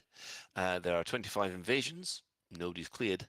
However, as I said before, the AXI have been very busy. They've knocked out something like 17 control systems to get Onya down to that level. So we know where they've been working. There's 26 systems in recovery, and currently 602 systems are controlled by the Thargoids. That's actually 1 up from the previous week. So, yeah. Oh, I like this. Alerts aren't practical to clear anymore, says Commander Volcarius. So, there's been a little bit, I've seen a little bit of chatter from people suggesting, Commander Homburger being one who is very vociferous about this. Not that I'm throwing him under the bus in any particular form, but about with the idea of trying to get Haddad out of the way while there are still people engaged in doing Thargoid stuff, because Haddad is like 40k light years out from the main star. Yes. So the area around Haddad isn't too difficult, because there's a Spire site really close to the system where Haddad is. So working on the Spire should make it a lot easier and make the control systems go away. So there is conversation about making that a focus to get rid of it, while there's still a fair amount of activity of people who are happy to do the 40k trip to go and attack the Titan when it becomes vulnerable, and risk the multiple interdictions. Yeah, I mean, there's 89 control systems around Haddad at the moment. But that went down by 30 over the last couple of weeks. Oh, there were people working it. This week I think it went down by 3, so it's whoever was working it maybe isn't working it as much anymore. This is third-hand information that I'm getting from Rosa Tequila. I will name drop everyone who does that. Vulgaris is saying that 30 was them. So yeah, I am very much personally of the opinion that while there is still a vested interest in doing it, and once we find out whatever the fuck this new drive that the CG is going to offer it be, if that's going to help us and make it easier for us to travel 40,000 however long it is to go and go and attack Haddad, then that's great. But if it just turns out that this is going to make it an extra bit of jump range, or it's easier to avoid like a human hyperdiction or something like that, then well there is the interest in it. I think I am very supportive of anyone doing work in Haddad, that then I can go and do other bits which I'm actually capable of doing, rather than aspire site shit, because I'm not capable of that. My hands do not work enough to do that. I do like the idea. It's what we touched on the show 2 weeks ago about doing the hard homework first and leaving yourself with some of the easy jobs, rather than saving the worst to the last, which is a human nature, but not a good idea. I like it. Yeah, anyway, just signal boosting that for Hamburg. Again, definitely not my own idea, definitely somebody else's. excellent. Well, and as far as the store alert is concerned, we've got nothing new. However, there is, of course, the latest decal, if you managed to help out in Legong, and also the that Thargoid ship kit that goes on a Cobra. I thought that one was quite nice. Yeah. Where was that? Oh, there was one for the Legong. Yeah. There's also like different ones that you get for the CG as well, which are for the Alliance ships, and they look pretty cool, especially for the low price of spending anything between 0 and 5 hours to get a Titan drive component. The low price of your time. Yeah, they do look quite good, and of course, if you had been into the Frontier Unlocked stream, you would have seen that yes, you've now got new drops which look like bumblebees. Yeah, I think for the first time ever I forgot to watch the stream live, and I've completely missed out on those drops. Yeah. Oh well. Right, well, moving on from there, I think we're going to take a break for a bit, and then we'll come back with our main discussion about Powerplay 2.0. New from Azimuth Biotech, it's Tickle Me Thargoid. Tickle Me Thargoid is fun for all the family. Teach your little anti-Xeno commander the difference between an Orthrus and a Cyclops, a Basilisk and a Medusa. Count the hearts. 1, 2, 3, 4. It's a Cyclops. All Tickle Me Thargoids spray realistic caustic clouds. Not near the curtains. I love you, Tickle Me Thargoid. Tickle Me Thargoid. Available now from branches of Lave Toy Depot and other retailers. Oi, How you doing, my brother? So you run some data and you left your little sidey and you're starting to think about maybe a ship that can punch a little bit harder. Well, the Killback, the one with the little flappy wings, is just what the doctor ordered. It is multi-crew enabled and is the smallest ship with a fighter bay, so you can point and they will do your bidding. Ha! It's got 3 utility mounts, 2 small and 2 medium hard points, plus a whole batch of compartments. So if you want a bit of fun, grab a Killback, my son. In a galaxy where legends come to life, there's a vessel that stands the test of time. Introducing the Python Mark II, a timeless classic redesigned for the modern spacefarer. Originally crafted in 2700, the Python's legacy lives on. With Falcon DeLacy at the helm, this powerful craft has evolved. The Python Mark II is ready for whatever the cosmos throws your way, whether you're patrolling the bubble or cruising through the core systems. This ship is your ultimate companion. Commanders, prepare to have your minds blown and your frameshift drives charged. Sure, the Python Mark II comes packed with all the bells and whistles you'd expect from a classic spacecraft. Hold on to your remlock, because there's more. An unannounced feature that will have you rushing to your nearest shipyard. 4 seats with access for dropping people from a height. Drop your friends. Drop your enemies. Drop bodies everywhere. With the Python Mark II. Find out more about the Python Mark II. Get on the waiting list at your nearest Falcon DeLacy dealership today.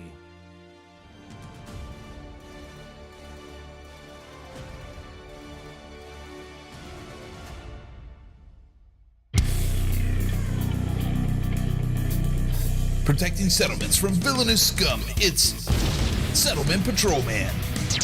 The action figure every child wants. Wearing the all-new Manticore Dominator suit with light-up jump assist thrusters. Press his backpack to hear Settlement Patrolman speak. Not seen you around here before, Commander. Is that a Karma P15 in your pocket, or are you just pleased to see me? Hey, don't point that at me. When alarms sound, Settlement Patrolman rides into action in his surface reconnaissance vehicle with pop-up turret and glow-in-the-dark wheel trims. Settlement Patrolman. Surface reconnaissance vehicle and action figure sold separately. Available from branches of Lave Toy Depot and other retailers. Microelectrode, ion battery, and circuit switch not included. And welcome back. Well, what we're going to talk about tonight is obviously we've had a toe dip's worth of information about Powerplay 2.0, but that's not stopped Lave Radio from wildly speculating. So we're going to wildly speculate, I guess, about Powerplay 2.0. The first thing that I had to say about this is that we did get an immediate reaction from Claire, which was, what? I'm going to work my hardest to make sure that blue bint doesn't take over my system. Listen, right, okay. It's not that. It wasn't that. It's just right. Okay. I feel like I need to fucking private conversation, Colin. How dare you? Secondly, I just think those posters are just so. I think they're a little bit cringe. Just a smidge. They're a bit cringe. And I just like the big posters of like the strong. Is that the Stronghold one? I don't mind the little banners on the side, the little V things there. I think they're great. But like when I applied to get my the squadron into game, I knew that we were going close to Ashling space, and I specifically spoke to some of the Ashling Dwell power players to say what's going to be the most helpful government for us to have should you wish to expand.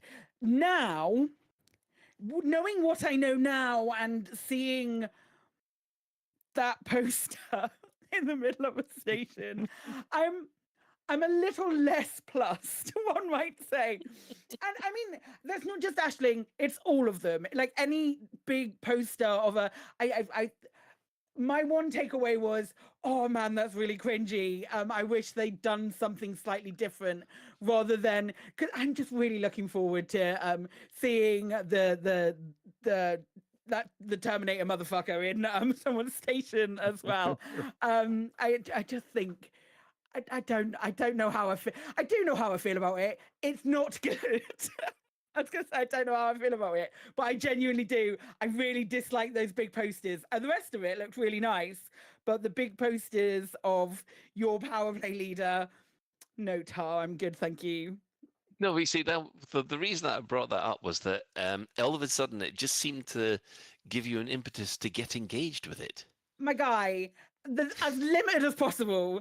Like, if there is this whatever these new fleet carriers are, with the pending stronghold, I'm like, no, absolutely not. Let's what can we do? What can we do there? I'm happy for it to be exploited, but stronghold's a little bit much. A little bit much, a little bit cringe. I'm not super keen on it. Yeah, quite. Right. I mean, we know about the different stages. I mean, I guess I'm the only one who knows about how the old power play system works. What about the other two? I mean, what's your first impressions of what you've seen, Alec? Yeah, it's funny, the day the day of the Frontier Unplugged, in fact, before we knew that it was going to be a shortened version, I was sort of thinking about what I'd like to see, and I was sort of thinking, well, I don't really care about power play, and I was trying to imagine what would make me care.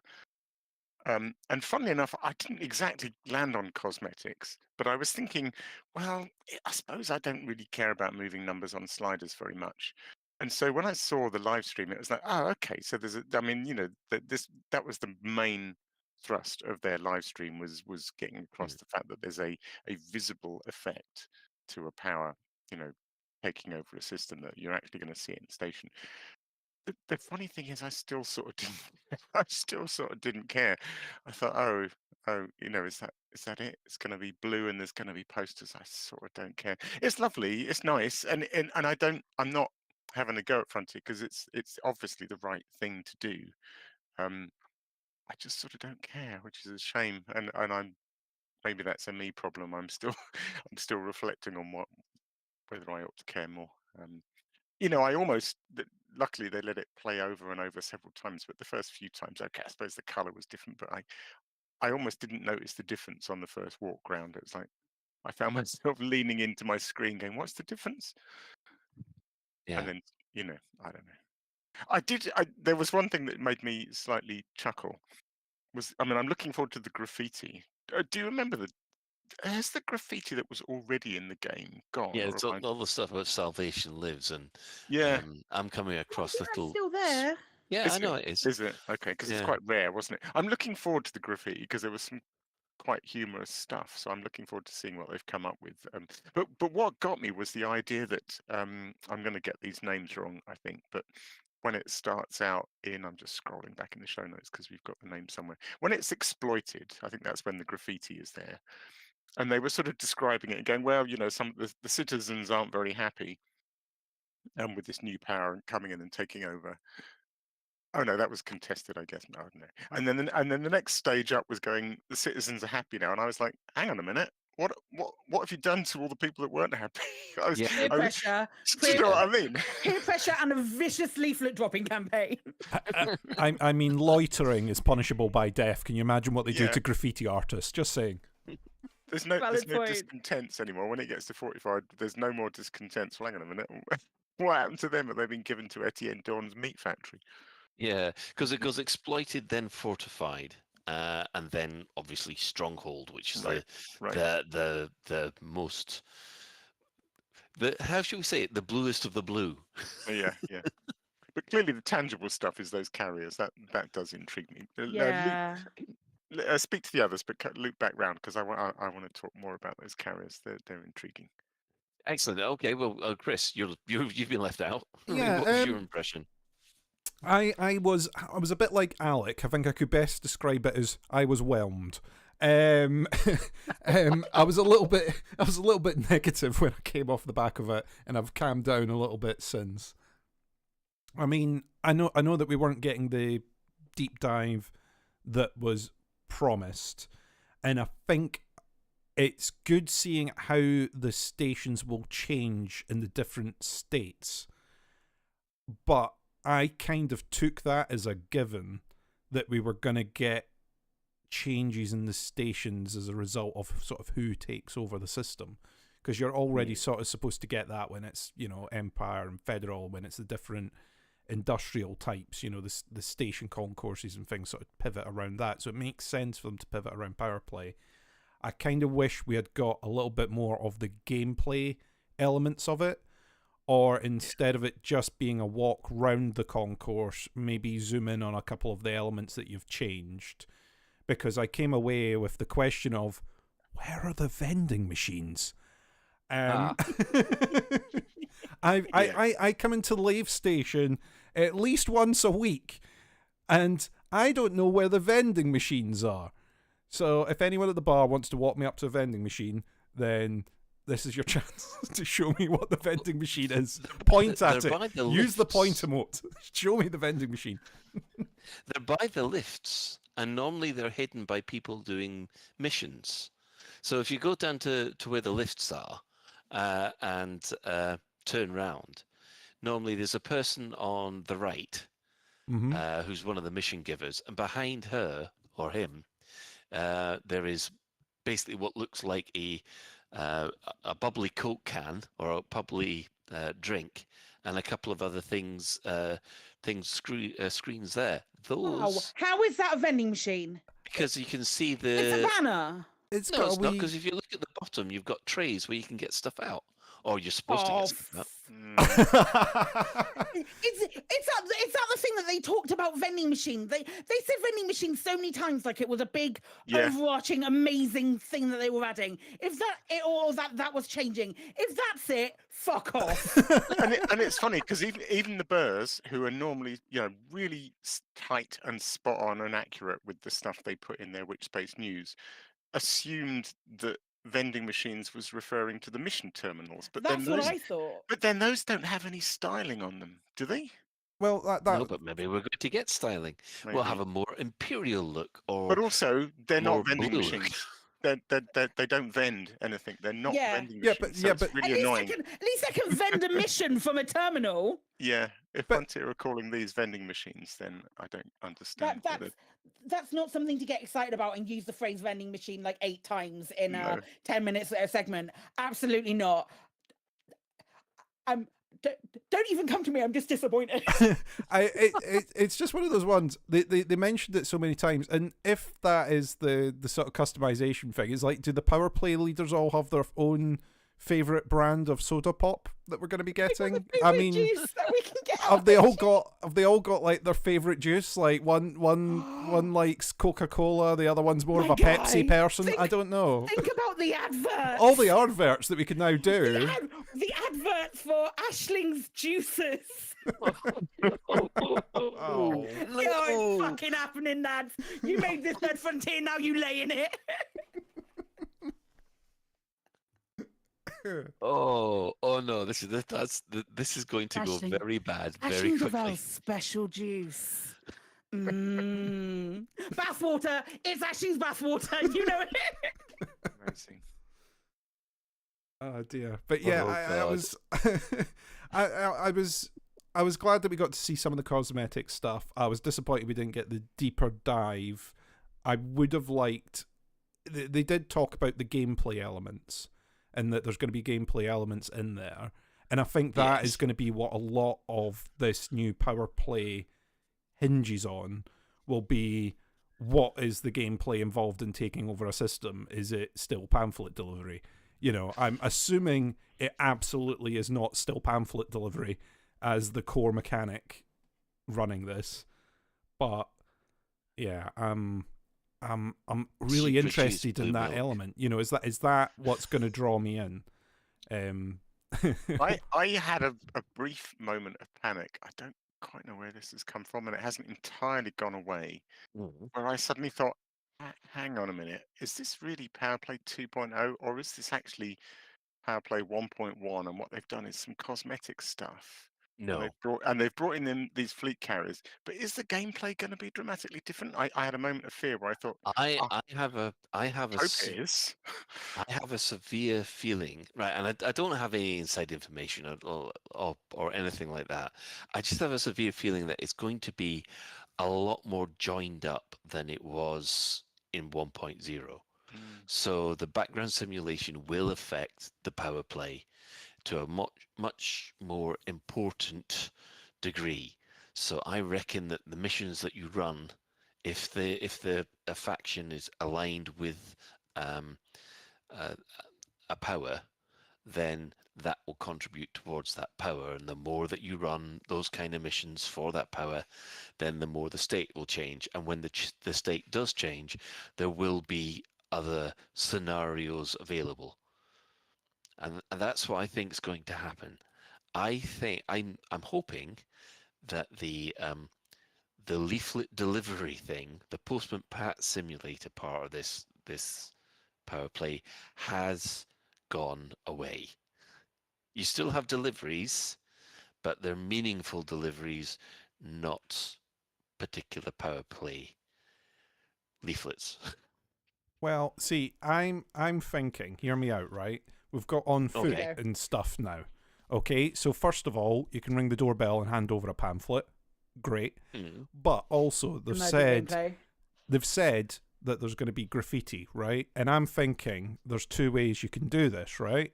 So on one hand, you can equip a spray can and you can go off and do some great graffiti to undermine the power of your choosing. And if you're feeling really supportive, you could also have a squeegee so that you could go away and wash the other player's graffiti away. And I think that's a good sort of fight back strategy. Elite Dangerous Splatoon. Is that what you're saying? No, you know what? Selling and stencils and paints, right? Yeah, That's what you stencils. mean. You're saying that as a joke, but obviously, you know, and obviously people being able to write anything would be an absolute no-no. But stencils, why not? That's actually a really good idea. The stencils would probably work it a little bit better. I didn't take into account what some people would draw. You know it. You know it. Dicks everywhere. A set of like 4 Psychics video I stencils. see is a big pink dick on the wall. Oh no. We'll be up there with Mahon's mango juice next. Oh dear. Etienne Dawn's flesh box. Oh. You know it. Reconstituted flesh blocks only at Etienne Dawn vending machines. I don't think is he a power play leader? I don't know. He's an engineer. Doesn't matter. Doesn't happen. Damn it. Well, he can have one. Oh no. Fuck it. Anyone can have one. The new Etienne Dawn meat Not like they matter. snack dispenser. I am irrationally angry about it. Can I loop back around then to those stronghold carriers? Certainly, yes. Am I right in thinking that the ship at the middle of that fleet is a player's fleet carrier? It looks as if it is it's of that style, yes, but there's nothing to say that it's actually owned by a player. So what are we thinking, you know, based on what we saw, that if you're pledged to a power, when you drop into a stronghold system, you automatically get a little fleet round you? Is that what we're thinking? No. I think that there's a certain point or a certain place in the system where this fleet will exist. Probably close to one of the stations or something like that. So you think it's not around a player's carrier, actually? No, I think this is a genuine sort of computer-generated fleet that arrives. And if you are, let's say, if you're for that power, you'll land there. You might be able to get the unique what do you call it? The unique weapons or the unique utilities that the powers make available. However, if you're not there for that power, doing stuff like the mega ship content that most people don't do, like going up and sabotaging or hacking the laser turrets or disabling the engines, that could come in handy. Yeah. Yeah, there's a lot of fleet carrier gameplay, isn't there? Actually, there's all sorts of things. Yeah, I think it was the Burrs observed, scrutinizing the video that we got to see, that they did have the little things that you can attach limpets to salvage stuff from fleet carriers and mega ships. So there were certainly signs of those sort of limpet attachment points being available, which is interesting. Yeah. So, well, I think we've all had a little bit of a speculation, but we did ask. No, you didn't mention. You didn't ask me at all. Didn't I I? just chipped in on yours. I'm so sorry. I chipped in on yours, and then Alex cycled back to what he wanted to talk about. I never got asked. All right, Claire, Okay, tell us. I apologize. Go fuck yourself. I'm joking. It's fine. Are you sure? I am, because I want to talk about what you said about BGS. It better fucking not. Because there were anarchy factions, there were independent factions.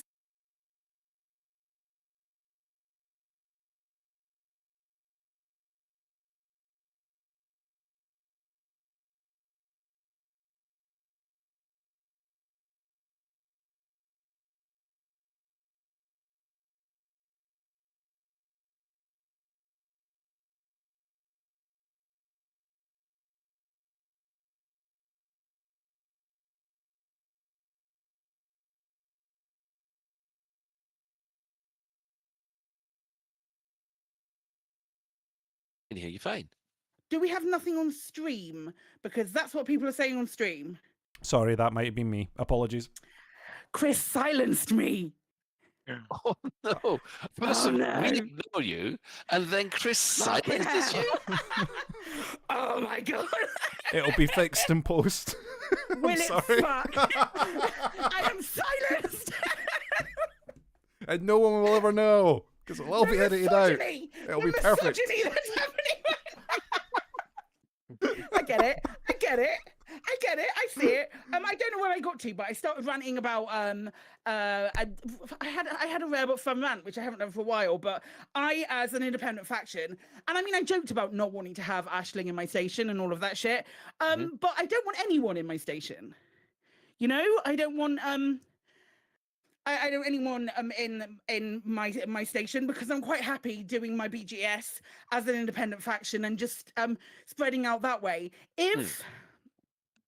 If I want to send out if there needs to be a really compelling reason for me to want to get involved with it, over just pledging myself to one person and pledging myself to Aisling and waiting until I need prismatics again. That's basically my interaction with Powerplay.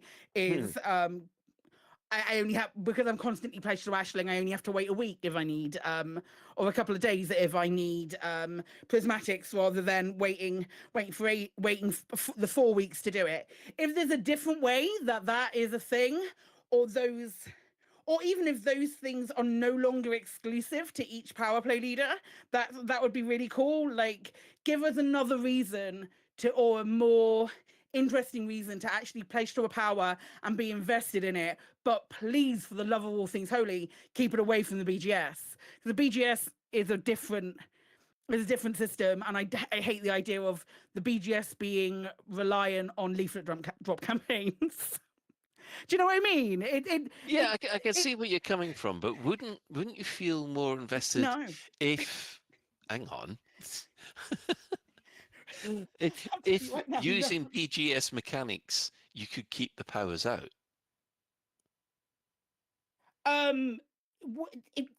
They're giving us from what I can see, that's clearly not the case, because we're getting these fleet carriers that we can these stronghold fleet carriers that we can attack. Then yeah, that's great. But I'm I just have no, at the moment, anything that I've seen so far still makes me not interested in Powerplay. It looks like at the moment, it looks like a reskin of what we have right now. Granted, I don't think that they would be quite as excited about it if it is just a reskin of what we have right now. I feel like that needs to be our takeaway. But again, I don't think that what we got was too far removed from what we were going to have, because Luke has worked on doing the Powerplay stuff for a hot minute as well. It's not like he's been thrown in the deep end on that. He did know what was going on. So it's a yeah. I think when it comes down to it, we're going to have to wait and see what the mechanics actually are. Yeah, I was going to say, joking aside, we've seen nothing. We've seen nothing really. When I think of Powerplay 2.0, when they first announced that's what they were doing, my mind immediately goes to the underlying mechanics, the engine that drives it, the cosmetics, what a station looks like, even the little herd of fleet carriers. That's not what Powerplay says to me. So I feel like we've seen nothing yet about Powerplay 2.0, really. Yeah, nothing that's important. we've seen the effects. We haven't seen the cause yet. Yeah, and it's all cause for me. It's like presenting the game of Risk. And talking about the color of the counters and the shape of the map. That is such a good analogy. Where are the rules? It's the rules that define the game, not the color of the counter. Risk is so dull, though, Alec. Yeah, why, it is. Why not say something cool like Pandemic or something like that, where the game's actually kind of fun, and you can lose. Well, because everybody's heard of Risk, everybody's tried Risk at least once, and everybody's come to the same conclusion that Risk is boring.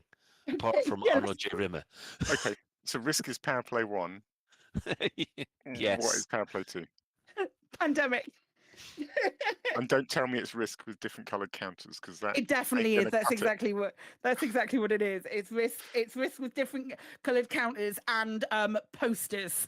And they've changed the map, so instead of bubbles, it's got clouds. It's all a little bit more blue. Yeah, we need in certain areas. Yeah. Oh dear.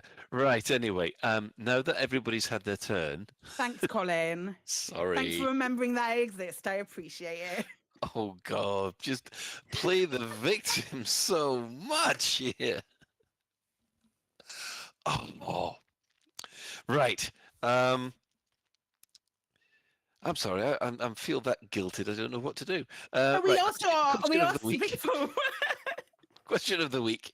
So we asked, what do you think of the Powerplay 2? I'm doing quotes here, deep dive. We have, first of all, Commander Homburger. To be frank, I'm very excited about this. Info in any new mission types or Odyssey Powerplay was absent, but the whole new aesthetic surrounding your impact on the BGS looks really impressive. I can't wait to see how to use the Rush fleet in various ways to engage in Powerplay 2. Right. Cool. Again, he seems to think there's going to be a link in with the BGS. I'm not happy about it. Not happy about it in the title. Key that turns in her back here, yeah. No. Commander Greybeard Seawolf says, due to illness, it wasn't the deep dive we were expecting. However, I was far from disappointed. I loved the visual changes being introduced to the various system states. I think this will breathe more life into the galaxy. The Galnet filter and stronghold carriers looked amazing. I must admit, I was surprised to see the fleet carriers, the fleet. I thought that was great. Kind of gave me Battlestar Galactica vibes, looking at sort of a fleet of ships like that. Yeah. Sort of flying away from a planet. It kind of looked like that for me. Silas Rezi, I reckon they will provide blockades and checkpoints preventing trade, etc. And the Python Mark II will be either a supporting patrol ship or counter them as a blockade runner. Yeah, I mean, I must admit, this is the one thing that everybody, but a lot of people got wrong with Powerplay, because they just used to fill up the T9 with as many leaflets as they could, and then go do their delivery. The problem was that the NPCs weren't powerful enough to make it exciting, because if you were doing that, it was supposed to be stopped by NPCs or other players or things like that. But it just didn't work. Yeah. The idea is you're supposed to be a kind of smuggler blockade runner, not a big fat cargo person. Yeah, I mean, even outside of Powerplay, we see that in something like an Anarchy. Pirates just aren't. They aren't really threatening, are they? No one expects a sneaky Type 9, do they? No. Commander Mad Dog says, "Hi, I am not bothered with PP in any form. However, I can't wait to attack a stronghold carrier fleet a la Star Wars just for the lols." I must admit, that does seem to be a good idea. There's you and your wing, and you're all decided, let's go and beat up a fleet. Yeah, could be spectacular, couldn't it? Could be good. I wonder if you're. I mean, they just showed one type of fleet, but if you were Federation or an Empire-based power, wouldn't you get the Capital Farragut or Interdictor cruisers? I doubt it, because we were saying that they looked like the assets the early designs, those old assets from the fleet carriers, and they were individual to carriers, but they were like support for combat, support for mining was one of them, wasn't it? Yeah, if memory serves. Yeah, you got your fleet carrier, and then you had a support vessel that did a certain thing. Yeah, so I wonder if there's going to be dependent on the economy of the system that you go into, whether they're geared maybe to that possibly, or whether they're just going to be just merc ones, because that's easier because they're defending a stronghold carrier. Well, on the subject of incredibly blue and adding incredibly red, you've got Commander Mr. Indigo. He's excited about the game concept of moving carriers together. If it can be done for power play, it can be done for exploration, settlement, humanitarian efforts, etc. Have local CGs to expand to new systems, start building new bubbles, and making more livable places in human explored space. That's what I think the next update is going to be. You reckon? Mm-hmm. Exploration with fleet carriers. Not necessarily exploration, but expansion of places, expansion into systems that are within sort of habited space, but don't have any systems in it, or don't have any settlements or stations in at the moment. I think that is something, with some of the mechanics that they have at the moment, just tweaking it slightly is something that could be implemented in the future. And I think that is what the last update is going to be, or the last update of this year is going to be, with also with the mindset of there being, we've seen Galnet. We were off for 2 weeks. We had one Galnet article to talk about, and that was literally the start of the CG. True. If we're winding down the presented narrative, it stands to reason that there is a potential for Frontier to be putting the cogs in place for us to be, for it to then move to a player-driven narrative. Do I believe that that is the correct decision? Demonstrably not. However, if that's the way that Frontier wish to go, because it's easier to support in that way without like having a narrative team drawing out a story, an expansion mechanic within either power play or a faction-based expansion mechanic built on the grounds that Powerplay 2.0 is building would probably be a decent way to go about it. That's my thought anyway on that. We had Kim Angel, who said, "What I've seen so far won't encourage me to be a galactic postman. I'm hoping for a dramatic change to the Powerplay gameplay systems. Looking forward to learning more." True. I mean, we're hoping that the galactic postman thing has taken a back seat. There'll be better ways to contribute, I think. We'll get a Postman Pat Type 9 skin. That's what we'll get. A black and white cat one. Yes. That too. We demand space cats. Mixoplix 73 says, presume the gameplay used to wear down the Thargoid motherships could very well be similar style used to force change in Powerplay. Never really playing Powerplay in the past. I've not noticed any change in the various bubbles, so could not tell if anything ever happened. I like that idea of sort of some of the mechanics that have been in the Thargoid War being reused for some of this. They did talk about the map, and they sort of said, oh, once you drill down into the map, you'll get more detail about what activities have happened in the system, what the progress of everything is. And when you see how that's been used really well in the Thargoid War to sort of give us the stats of where we need to hit next, you know, once you've done enough to win a particular system so you can move on to the next one rather than wasting effort, things like that. And when you see strongholds, you could almost superimpose a Titan type thing on there. You know, if you get rid of your stronghold, that weakens the rest or potentially starts to dwindle support for the surrounding systems. I don't know. I'm curious. I think definitely some of that could get used. Yeah, one of the things they have got to do with this next session of Powerplay is make it more dynamic. At the moment, it's been static for the last 2 years. There hasn't been any major, invasions or. It's supposed to be all flowing backwards and forwards all the time, but at the moment it's just static. Nobody can take an advantage of anybody else because they're all just balanced at each other. Yeah, interesting. Chris just reminded me, actually, I've heard a couple of commentators say, and I confess I didn't pay attention or watch it again to spot this, that they did, Arthur, or I think it was Arthur, explicitly said something about comparing Powerplay 2 to the Thargoid War stuff. I've seen a couple of people say, oh, at least we've had it confirmed that Powerplay 2 is using the same kind of mechanics as the Thargoid War. And I confess I did a double take and thought, did we hear that? And I haven't gone back to listen, but No, there was comparisons made to the Thargoid War, of lessons that they've learned, but there wasn't anything direct. I don't think. Yeah, I didn't think there was. Okay, interesting.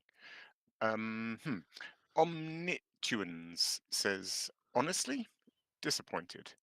As someone who's not interacted with the Powerplay system, I wanted info on the mechanics that could draw me in. Giving stations a spot of paint was not the mechanic to get me hyped for 2.0. Me neither, but I guess we have to wait. They're going to kind of stretch this out, aren't they? Yeah, there must be new mechanics, and we just haven't heard about them yet. So yeah, I'm with you for the moment. Omnituans. So I've got Nicey Guy. That's a shot in the dark. Really hoping right. Oh, was it? Yep. Oh, right. Well, would you believe it? I suppose a stop clock's twice a day. Right. Really hoping we get Powerplay battles like conflict zones appearing in contested systems. Maybe the locals are fighting back against the power, or you can help or hinder the resistance. That and sabotaging the power's megaships. Fingers crossed. Either way, it looks awesome. Well, yeah, like I said, I'm hoping that we get these kind of mechanics in as well. I mean, those mechanics already exist in Powerplay, but they haven't been refined as much as other conflict zones. Mm-hmm.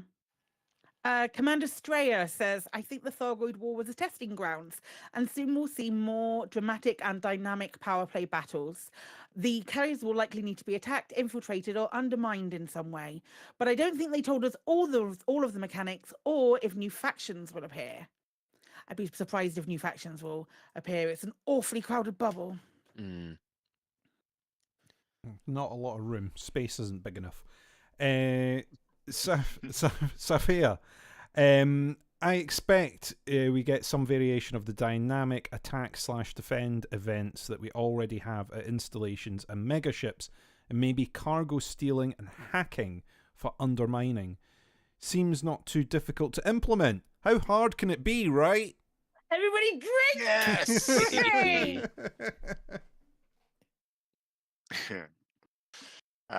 MV Cohorn says, maybe I missed it, but it but I didn't hear systemic changes being mentioned even once.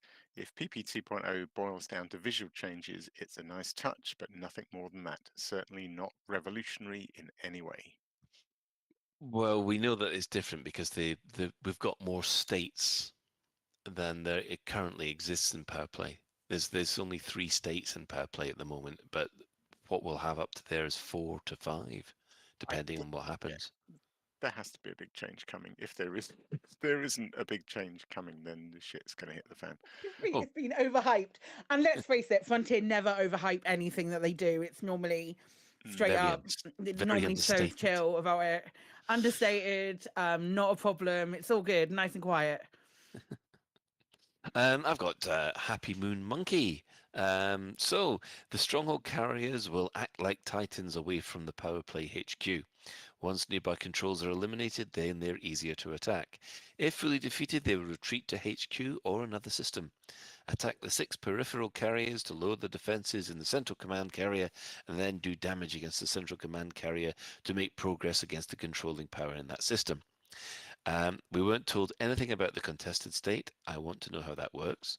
We also weren't told anything about the benefits, rewards, or downsides of being pledged to a power or having a system under a power's influence. Well, that actually just clicked with me, because one of the things we did see is the existing Powerplay, the existing carriers. And we all know that you've got interiors in those carriers. So what happens if there's on-foot gameplay for Powerplay to sabotage the carrier? Or even firefights between certain powers on board a carrier?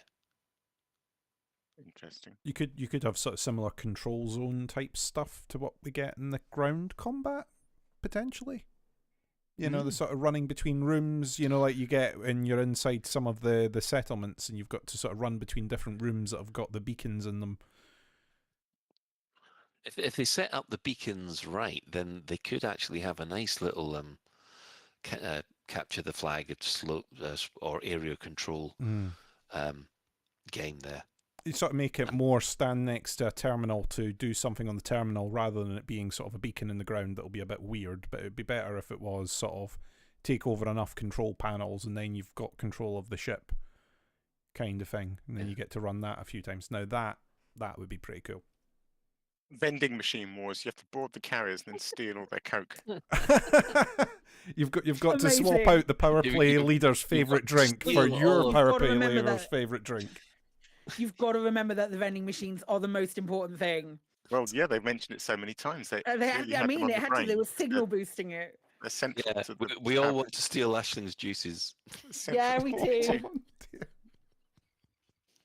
Yeah, we do. I was going to make a sucking noise, but I'm not going to do that right now, or some kind of slurpy noise. We'll find one. We'll just insert it in post.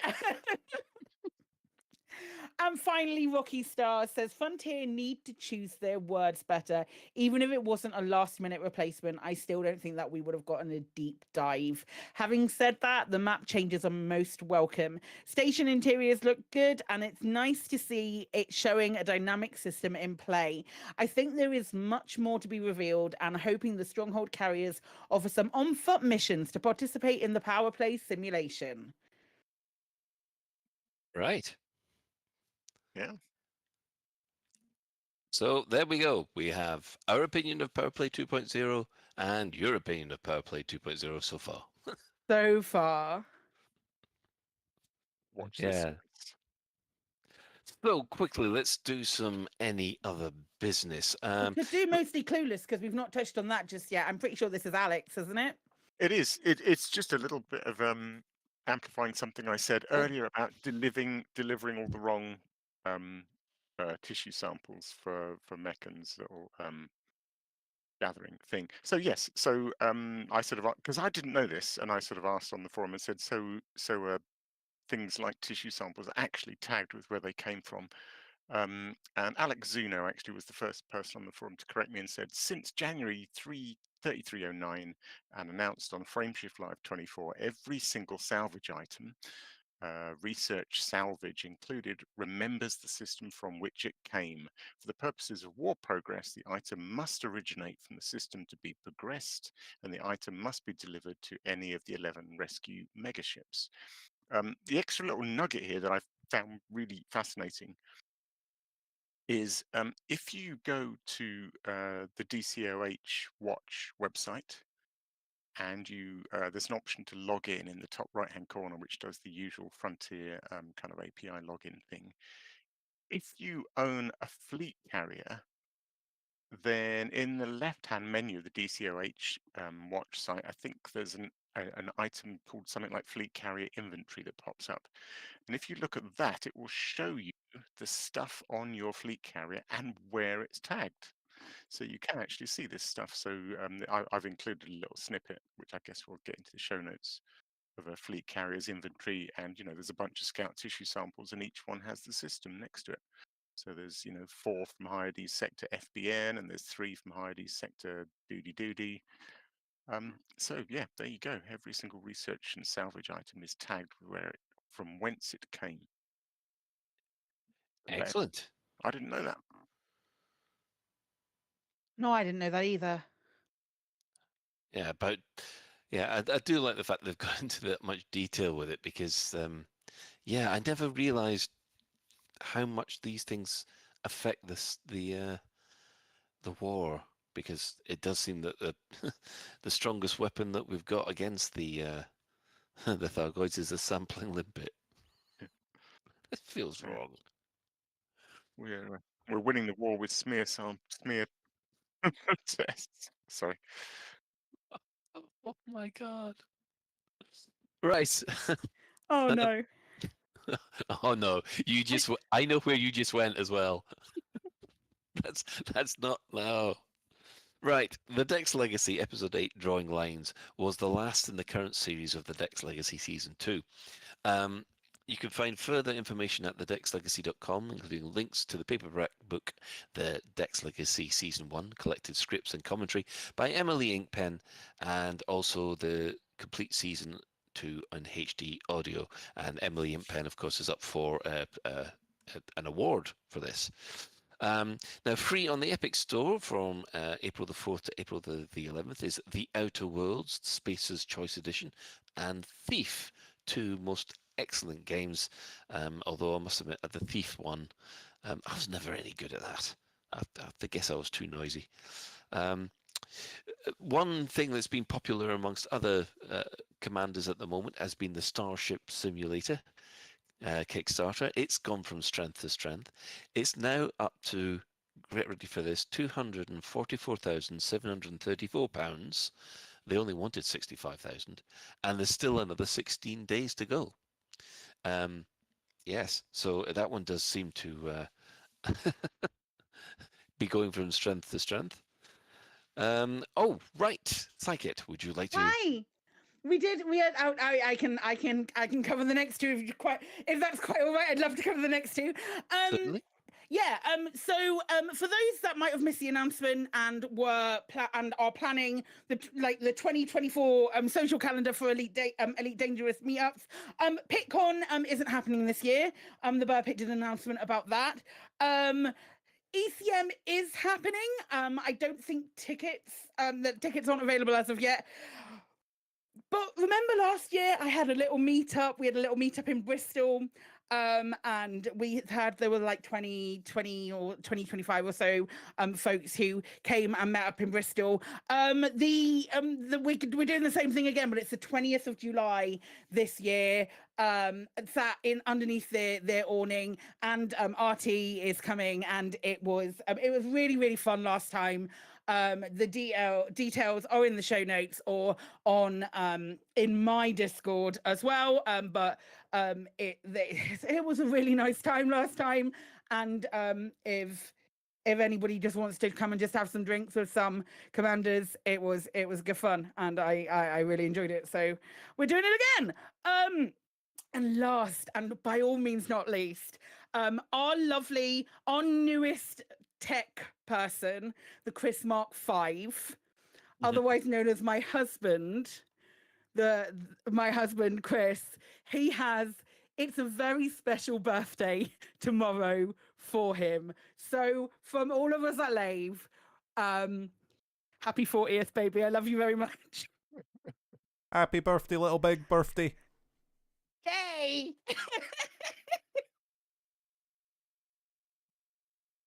Anyway, yeah, there we go.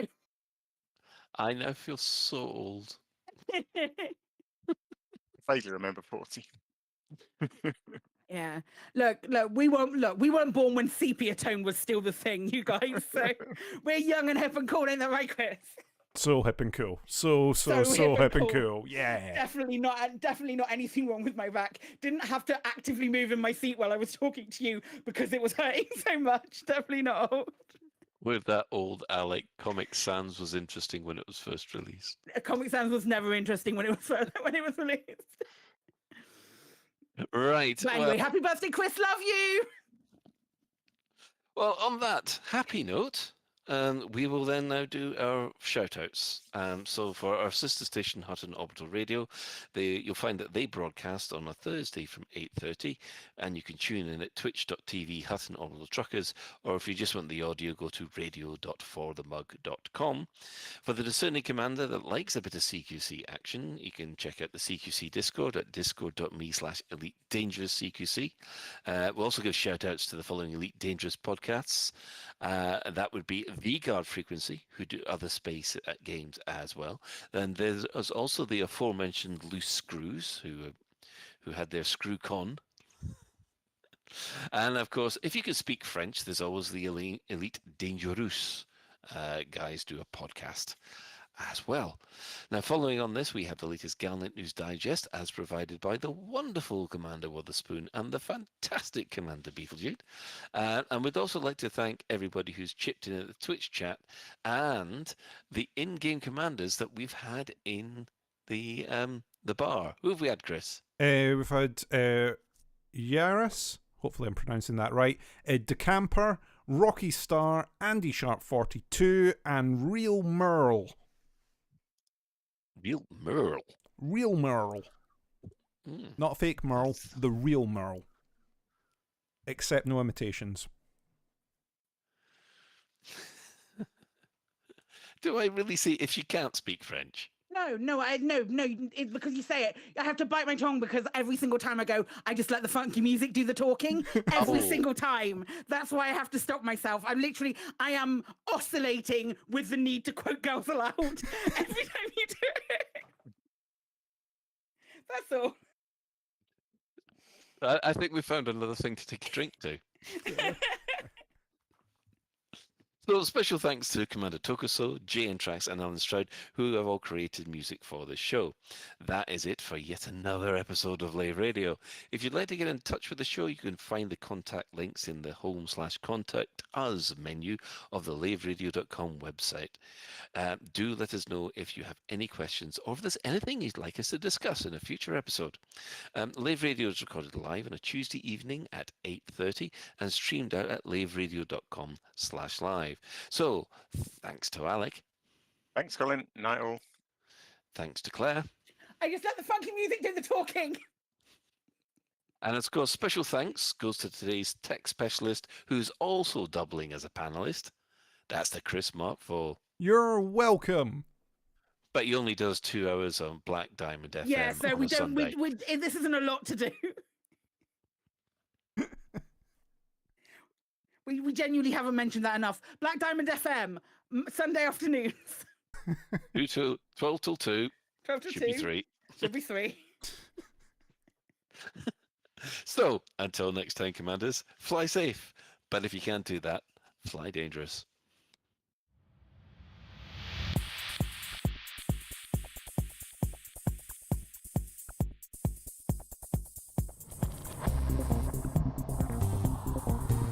Is your life like this? Sounds like someone having an orange inserted.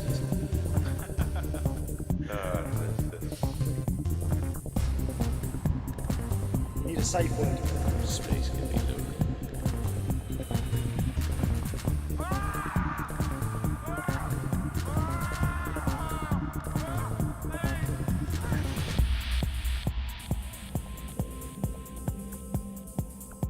I'm gonna see the galaxy.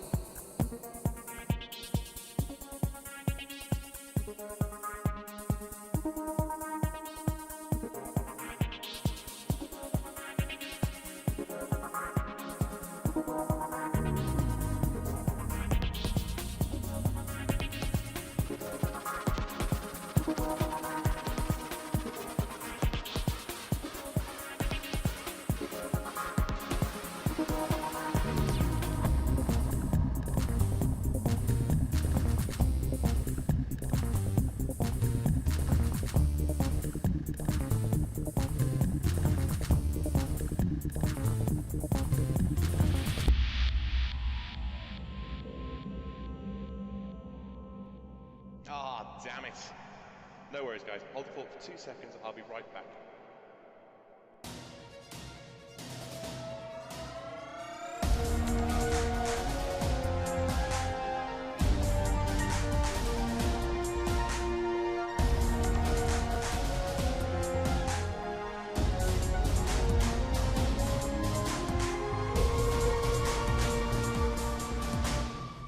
Galnet News Digest, 2nd of April 3310. We read the news so you don't have to.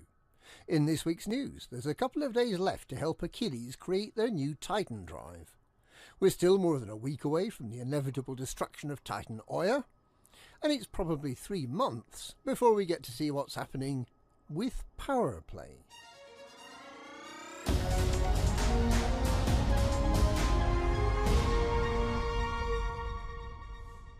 It'll be another week before Titan Oya becomes vulnerable to attack, but Tyrannus and Lagong are both now sources of the Titan drive components that Achilles Corporation is collecting, so it can make a rival to the Sirius frameshift drive. The good news for commanders who don't like having to use caustic sync launchers is that Tyrannus is no longer surrounded by a toxic cloud. Anyone can now visit it in relative safety and scoop up all the lovely alien goodies, although they might soon regret it if they've forgotten to bring an anti-corrosion cargo rack. It's a lot brighter there now too, with a better view, but it is important to be wary of both the occasional Thargoid and human pirates who might want all those tasty Thargoid hearts you've just scooped. Titan Lagong may now be visited with caution. There is still a caustic cloud surrounding it, and more Thargoids than are left at Tyrannus. Unfortunately, there are very few Titan drive components at either wrecked Titan. The majority of commanders have delivered just one to Achilles at Block Station in Ethgrizi. Those who have collected 2 get catapulted straight into the top 50%, and you only need to turn in 6 to be in the top 10%. Even fewer commanders have stopped to appreciate the beauty of this strange alien technology. Despite still having fewer than 12,000 of the components, Achilles is confident that it will be able to complete the development work on its new drive. It has not yet explained how the Achilles drive will be better than the tried and tested Sirius drive. We're unlikely to find out until the initiative concludes on the 4th of April. Meanwhile, the preparation work to destroy the 3rd of the 8 Thargoid Titans, Titan Oya, is progressing well.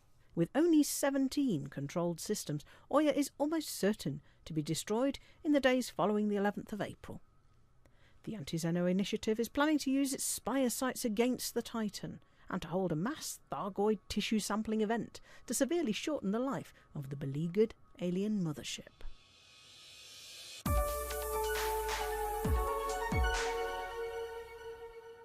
Princess Aisling Duval, one of the founding powers of Powerplay and niece of the Emperor, has released a video showing how she plans to stamp her authority over the systems she controls in a more visually appealing way. In this early work-in-progress video, the Prismatic Princess shows how the systems she controls will demonstrate her dominion over them. While exploited systems may have occasional holograms displaying her imperial likeness, there are rumours that dissenters may also defile the walls with graffiti. Naturally, the princess's video does not show this. It gets more impressive in fortified systems, in which decorators have been employed to hang illuminated posters sporting Her Imperial Princessness's spread-eagled eagle with a starry rainbow Powerplay logo. These may still be a bit subtle, but we're informed that the vending machines in these stations will also be selling Princess Aisling plushies. Stations in Stronghold systems will feature Aisling's Powerplay logo prominently as well, but will also feature her likeness on pretty much every available billboard and wall. It's unclear at this stage whether there'll be a gift shop selling Princess Aisling bobbleheads, blue wigs and inflatable likenesses, or if the largesse will be restricted to more ornate Princess Aisling plushies. The Princess declined to show the interior of a contested starport at this stage. The Blue Rinse Princess showed her plans for carrier formations in Stronghold systems, which appear to consist of a fleet carrier and a number of supporting megaships, and her concept for an improved galaxy map in which the coloured clouds have been thinned considerably and in which you can actually see the star systems under the control of each power. Cubio is there, down at the bottom, if you look hard.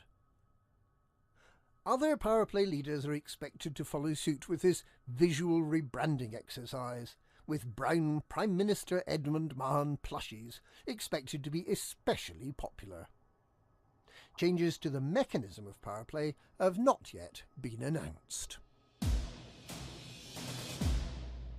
And that's this week's Galnet News. Galnet News. We read the news so you don't have to.